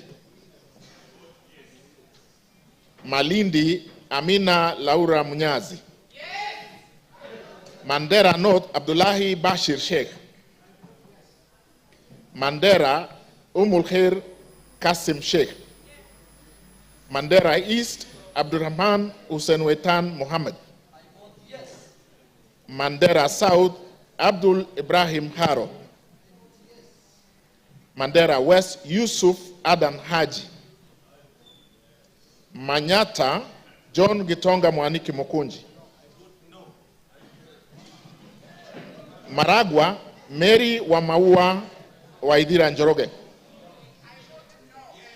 Marakwet East David Kangogo Bowen. Marakwet West Timothy Kipchumba Toroitich. Marsabit Naomi Jilo Wako.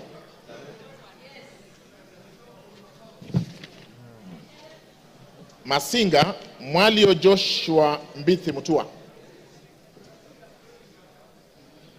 Masinga Joshua Mbithi Mutua Mwalio. Matayos Geoffrey Makoha Modanga. Madare Anthony Oluoch. Madioya Edwin Mugo Gishoki. Okay. Madira Kahugu Eric Mwangi.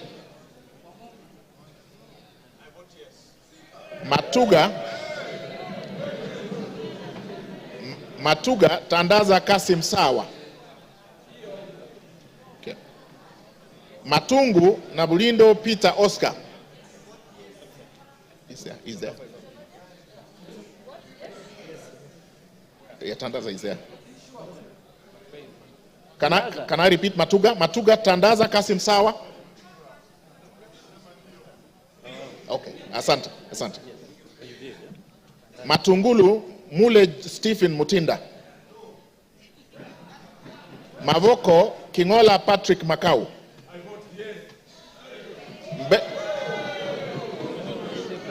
Mbere North, Geoffrey Kariuki Kiringa.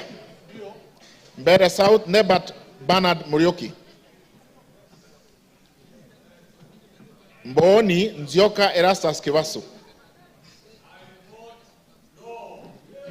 Meru, Kailemia Elizabeth Karab. Migori, Mohammed Fatuma Zainab. Mogotio Kiborek Ruben. Moiben Phyllis Chepkemoy Barto. Molo Francis Kuria Kimani. Mombasa Zamzam Muhammad Chimba.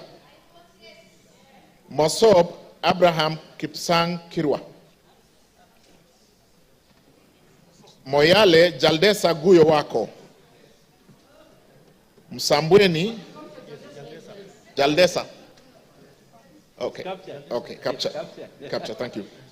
Msambweni Badr Salim Faisal. Mount Elgon Fred Kapondi Chesebe. Muhoroni James Onyango Oyo. Mukorweini Gishoi Kagusha John Philip. Mumias East Salasia Peter Kalerwa.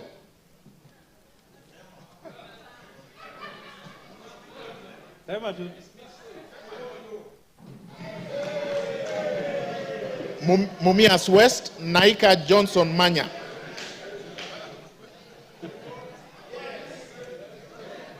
Moranga Betty Njeri Maina. Mvita Mohamed Saud Machele. Mwala Musau Vincent Musioka.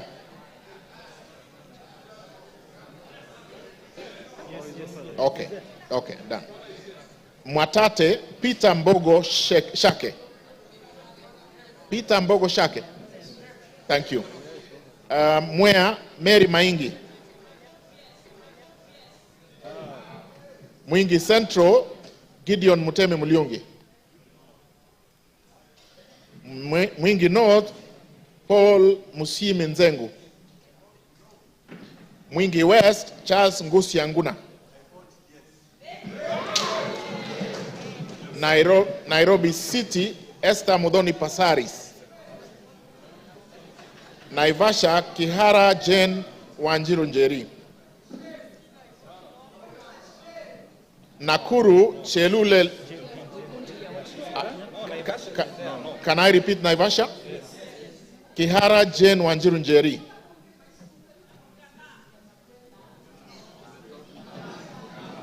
Nakuru Liza Chepkorir Chelule. Nakuru Town East Gikaria David. Nakuru Town West Arama Samuel. Nambale Mulanya Geoffrey Ekesa. Nandi Cynthia Chepkoske Muge.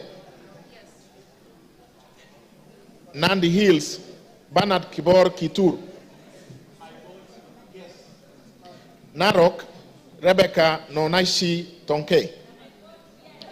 Narok East Lemanken Aramat. Narok North Agnes Mantaine Pareye. Narok South Olentutu Kitilai. Narok West Gabriel Koshal Tongoyo. Navaholo Emmanuel Wangwe. Ndaragwa Gachagua George N. Ndiwa Martin Peter Sowino. Ndia GK George Masharia Kariuki. Njoro Charity Katambi Chepkwony.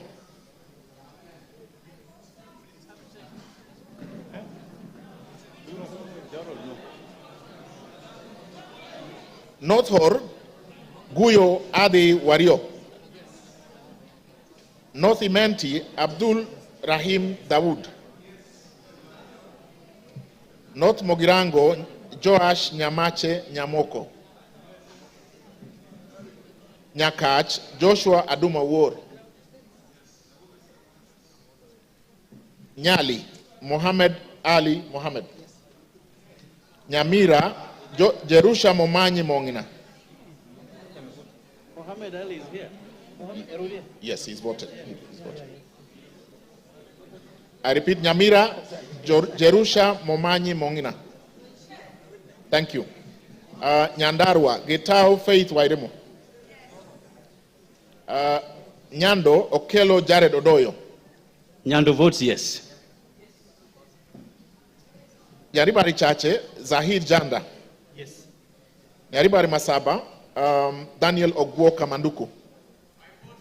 Nyatike, Tom Boya Odege. Nyeri, Rahab Mokami Washira.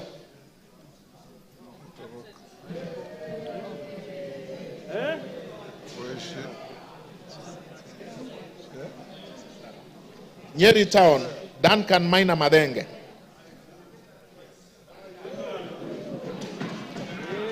Oljororok, Moshira Michael Mwangi. Olkalau, David Juguna Kiaraho.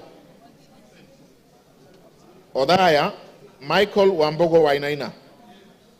Pokot South, David Losiakau Kosing. Rabai, Mupe Anthony Nkenga. I have been asked to repeat Pokot South. He said yes. Pokot South, Kosing David Losiakau. Thank you. Rabai Anthony Kenga Mupe. Rangwe Gogo Linian Achieng. Rarieda Amolo Paul Otiende. Rongai Paul Kibetchebor. Rongo Paul Abur. Roysambu Agustin Kamade Mwafrika. Ruaraka Francis Kajwang Tom Joseph. Yes. Roiro Kingara Simon Nganga. Runyenjes Karemba Eric Muchangi Njiru. Sabatia Sloya Clement Logova. Saboti Caleb Amisi Luyai. Saku Raso Dido Ali. Samburu Pauline Lenguris. Samburu East Jackson Lekumontare Lentoijoni. Samburu North Dominic Eli Letipila. Samburu West Josephine Naisula Lesuda. Seme James Wambura Nyikal. Shinyalu Frederick Lusuli Ikana. Siaya Odwor Christine Ombaka. Sigor Peter Lochakapong. Sigor Awetsoin Justice Kipsang Kemei. Sirisia John Waluke Koi. Sotik Francis Kipiegon Arab Sige. South Imenti Idinji Shadrach Mwiti. South Mogirango Onyego Silvana Sosoro. Soy David Kiplagat. Starehe Maina Mwago Amos. Suba North Millie Grace Akoto Diambo. Suba South Karoli Omondi. Subukia Kashobe Samuel Kenudia. Suna East Mohammed Junaid Sheikh Nu. Suna West Peter Francis Masara. Taita Taveta Lydia Haika Mnene Mizigi. Tana River, Amina Dika Abdullahi. Tarbaj, Hussein Abdi Bare. Taveta, John Okano Bwire. Teso North, Edward Kaunya Oku.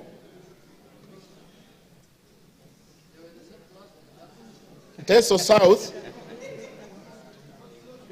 can I repeat Teso North? Oku Edward Kaunya. Thank you. Teso North, Oku Edward Kaunya. Yeah, he has voted. Sorry, Teso South, Otucho Mary Emase. Tetu, Geoffrey Wandeto Mwangi. Daraka, Murugara George Gitonga. Daraka Nithi, Susan Ngugi Nduyo. Vika Town, Nganga Alice Wamboi. Tiati, William Kamket Kasait.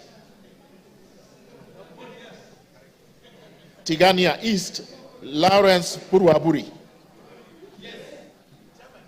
Tigania West, John Kanwithia Motunga. Tinderet, Julius Melikibiwot. Tongaren, John Murumba Chikati. Trans Nzoia, Lilian Chebetsiyoi. Tarbo, Janet Chepkemboy Sitiene. Turkana, Cecilia Asinyen Gitit. Turkana Central, Joseph Namwar Emathe. Turkana East, Nicholas Ngikor Nixon Ngikolong.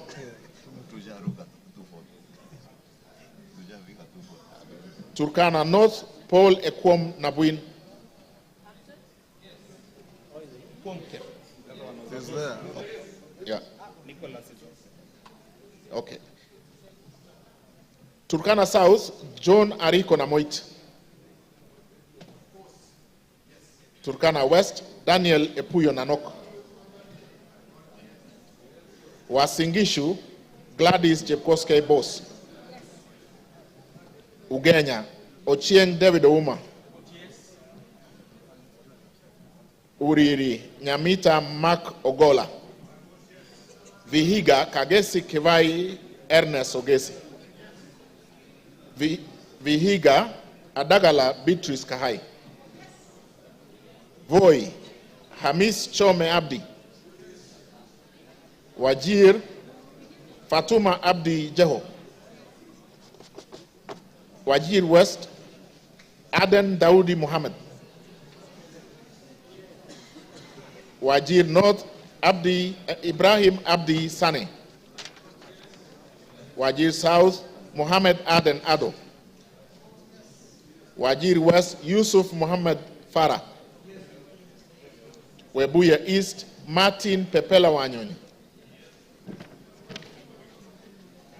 Webuye West, Daniel Wanyamasitati. West Mogirango, Mogaka Stephen.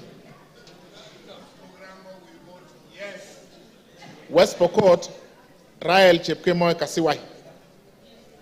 Westlands, Timothy. He is already voted. Oh, sorry, we have done that, sorry. Undanyi, Mwakuona Danson Mwashako. Basil Robert Ngui Yata. Yata. Is he here? Ali Abdisirat Khalif. Sabina Wanjiru Shege. Joseph Hamisi Dena.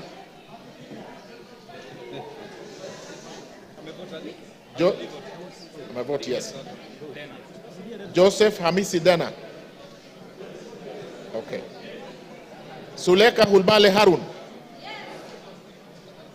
Dorothy Mudoni Kiara. Joseph Wainaina Iraya. Irene. Joseph Wainaina Iraya. He's voted. Okay. Yes. Irene Nyakerario Mayaka, Umulkhair Harun Muhammad, Teresia Wanjiro Mwangi. No. Abubakar Ahmed Talib.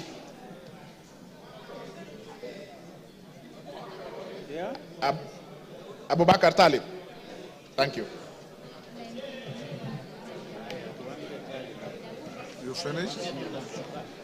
Honorable members, order. Is there any member present who has not had his or her name called out? Is there? Yes.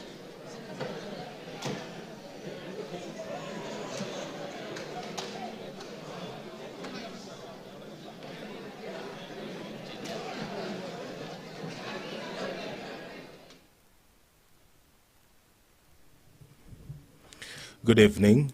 You are watching the sitting of the National Assembly this evening, where the members have been voting on the proposed impeachment of the Deputy President, Rigathi Gachagua.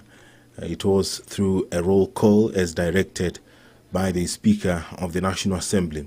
And what is currently happening is that the tallying of the votes is underway, and thereafter the pronouncement will be made as to how the members of the National Assembly voted this evening. This special motion was moved by the Honorable Member Mwengi Mutuse, and in that special motion he did list 11 grounds on the reasons as to why the Deputy President, Rigathi Gachagua, should be impeached as Kenya's second in command.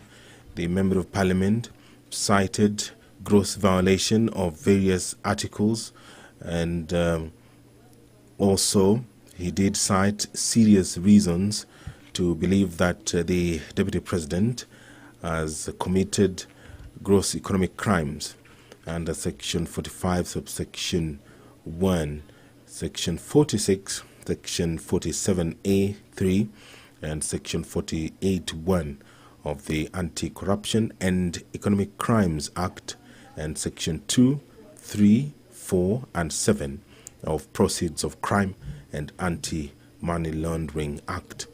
Those are some of the reasons that the Honorable Member believes that this House should take serious consideration of this special motion to dismiss the Deputy President, who we did hear from this evening between 5 and 7 when he appeared before the National Assembly and made his case, defending himself against accusations that have been leveled against him. And in a couple of minutes, we will hear the results of this division, this historic constitutional moment for the country. And all that you will watch live courtesy of the Parliamentary Broadcasting Unit in conjunction with the Kenya Broadcasting Corporation. The National Assembly was guided by the standing orders, the procedure for removal of the Deputy President, where a member proposes the removal of the Deputy President on the grounds of physical or mental incapacity in terms of Article 150, Sub-Article 1A of the Constitution, Standing Order 63, which talks about the procedure for removal of President on grounds of incapacity shall with necessary modifications apply. And Part 2 of the Standing Order 65, where a member proposes to impeach the Deputy President in terms of Article 150, Sub-Article 1B of the Constitution, Standing Order 64, procedure for removal of President by impeachment shall apply with necessary modifications. So the members have been debating, and we will hear the result of this process anytime from now.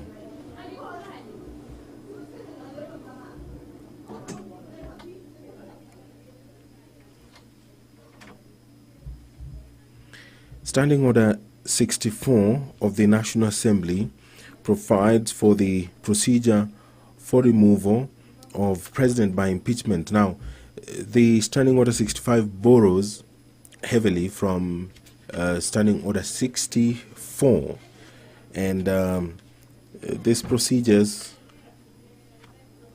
they're quite a number, and some of them have been used in this business that the National Assembly began in the morning, and the culmination of it will be hard any time from now. And if you can see on your screen, the Deputy Speaker of the National Assembly, Honorable Gladys Bose, has taken the seat, and that means that she will perhaps be the one who will make the announcement after the tabulation and the tallying of the votes that has concluded, been done.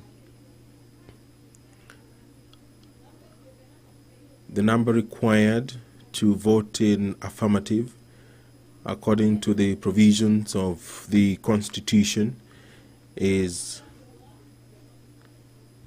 233 members. That is the threshold required to impeach the Deputy President. And there the Speaker has returned. The Deputy Speaker had been holding fort briefly, and anytime from now the Speaker will call for the announcement of the votes,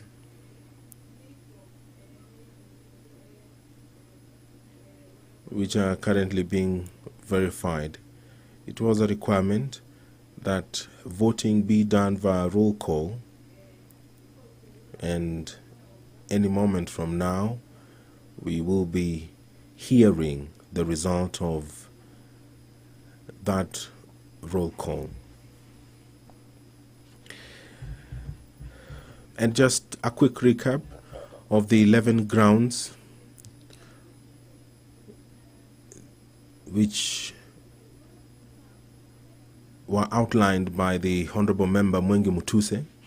That one, the Deputy President has persistently made utterances threatening to discriminate, exclude and unlawfully deny sections of the people of Kenya and regions of the Republic of Kenya equal opportunities for public service appointments and allocation of public resources.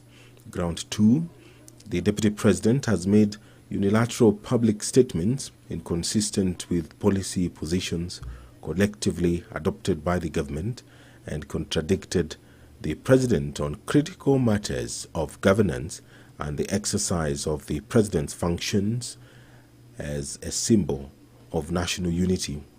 Ground 3, that His Excellency the Deputy President interfered with the running of Nairobi City County Government by inciting citizens against the lawful directives of the county government on the planning and relocation of markets and publicly disparaging the leadership of the county government and its decisions. Count 4, gross violation of Article 160, Sub-Article 1 of the Constitution on the institutional and decisional independence of judges. That His Excellency the Deputy President has undermined institutional and decisional independence of a judge through public attacks on a judge of the High Court of Kenya and falsely threatening to file a petition for the removal of the said judge in a matter in which he was a party. Number 5, that His Excellency the Deputy President breached his oath of office and allegiance on account of the utterances and actions attributed to the Deputy President under grounds 1, 2, and 3. And count 6, serious reasons to believe that His Excellency the Deputy President has committed crimes under Section 13(1)(a) and Section 62 of the National Cohesion and Integration Act, that His Excellency the Deputy President has persistently made inflammatory, reckless, and insightful public utterances over the last 2 years in contravention of the law.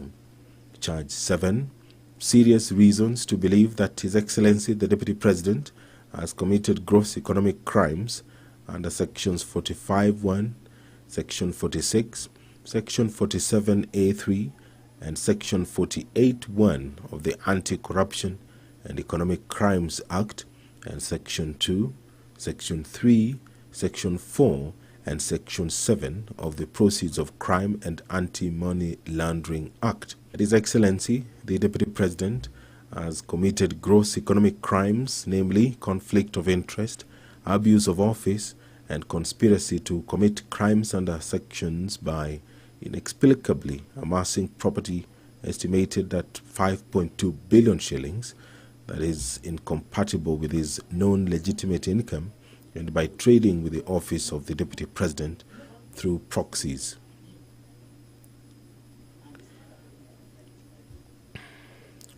Charge 8, serious reasons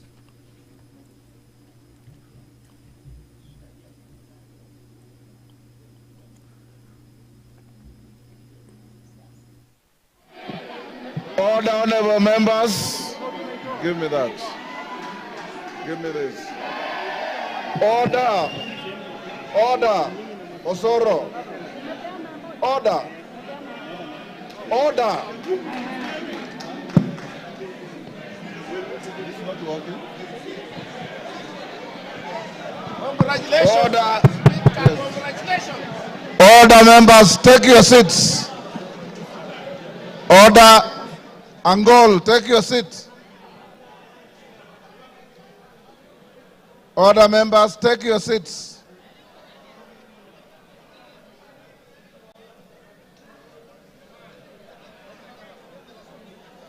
Yeah, I know. Yes. Where's that gentleman not? Order, members, order. Take your seats. Order, honorable members, take your seats for the tellers.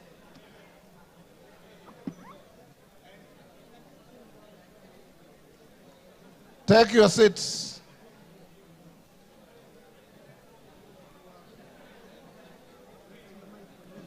Honorable members, Haika, take your seat. Aburi, Aburi, take a seat.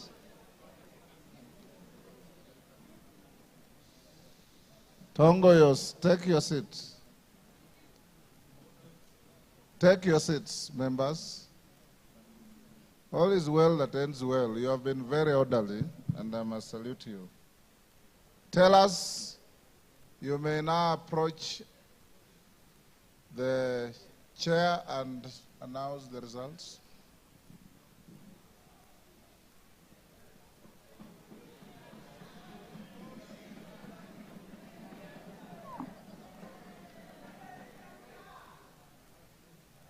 Honorable Speaker,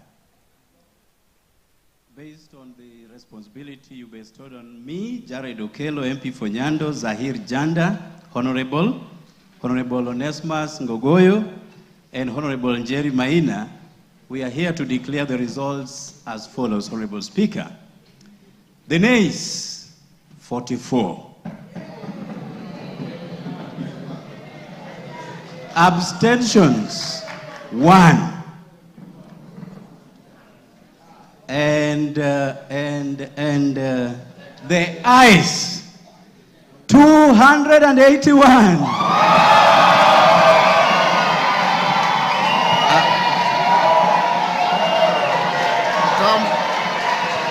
Come forward.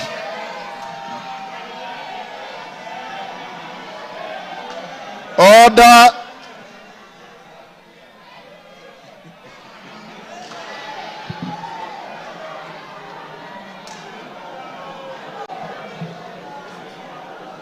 Take your seats. Order, members, order. The House is still in session. Tell us, take your seats. Bensouda, take your seats.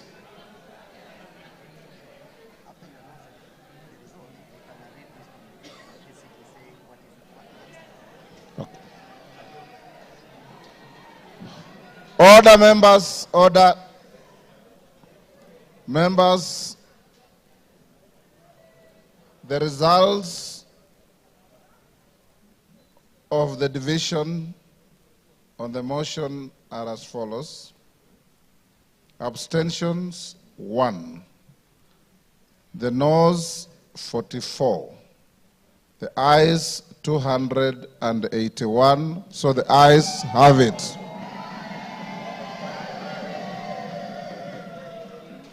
And the results brought to the Speaker are duly signed by all the 4 nominated tellers. Office by impeachment called Deputy President of the Republic for the motion to be carried. According to the results of the division on the motion that I've just declared, for the motion to be carried. According to the results of the division on the motion, a total of 281 members, being more than 2/3 of the members of the National Assembly, have voted in support of the motion. Article 145 2A of the Constitution provides that, I quote, if a motion under Clause 1 is supported by at least 2/3 of all members of the National Assembly, the Speaker shall inform the Speaker of the Senate of the resolution within 2 days. In this regard, I'll proceed to discharge the singular duty placed on me by Article 145 2B of the Constitution and under which to notify the Speaker of the Senate of the resolution of the National Assembly. The clerk is directed to prepare the necessary documentations to accompany the resolution. The House will resume tomorrow, Wednesday, 9th October 2024, at 9:30 a.m. to resume with the regular business as scheduled by the House Business Committee. I thank you. Members, will you now be upstanding? Draw the bar. Draw the bar. Open the doors. Order, honorable members. Order. Order. Order, members. The House will now be adjourned until tomorrow, 9:30 a.m.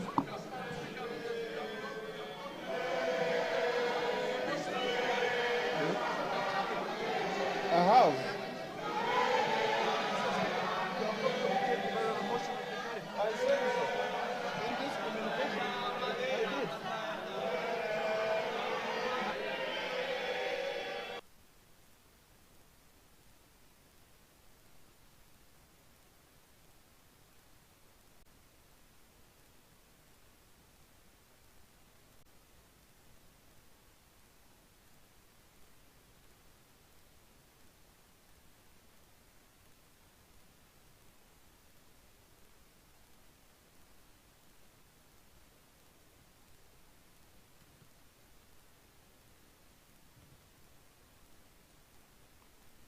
You've been watching the sitting of the National Assembly, where the House has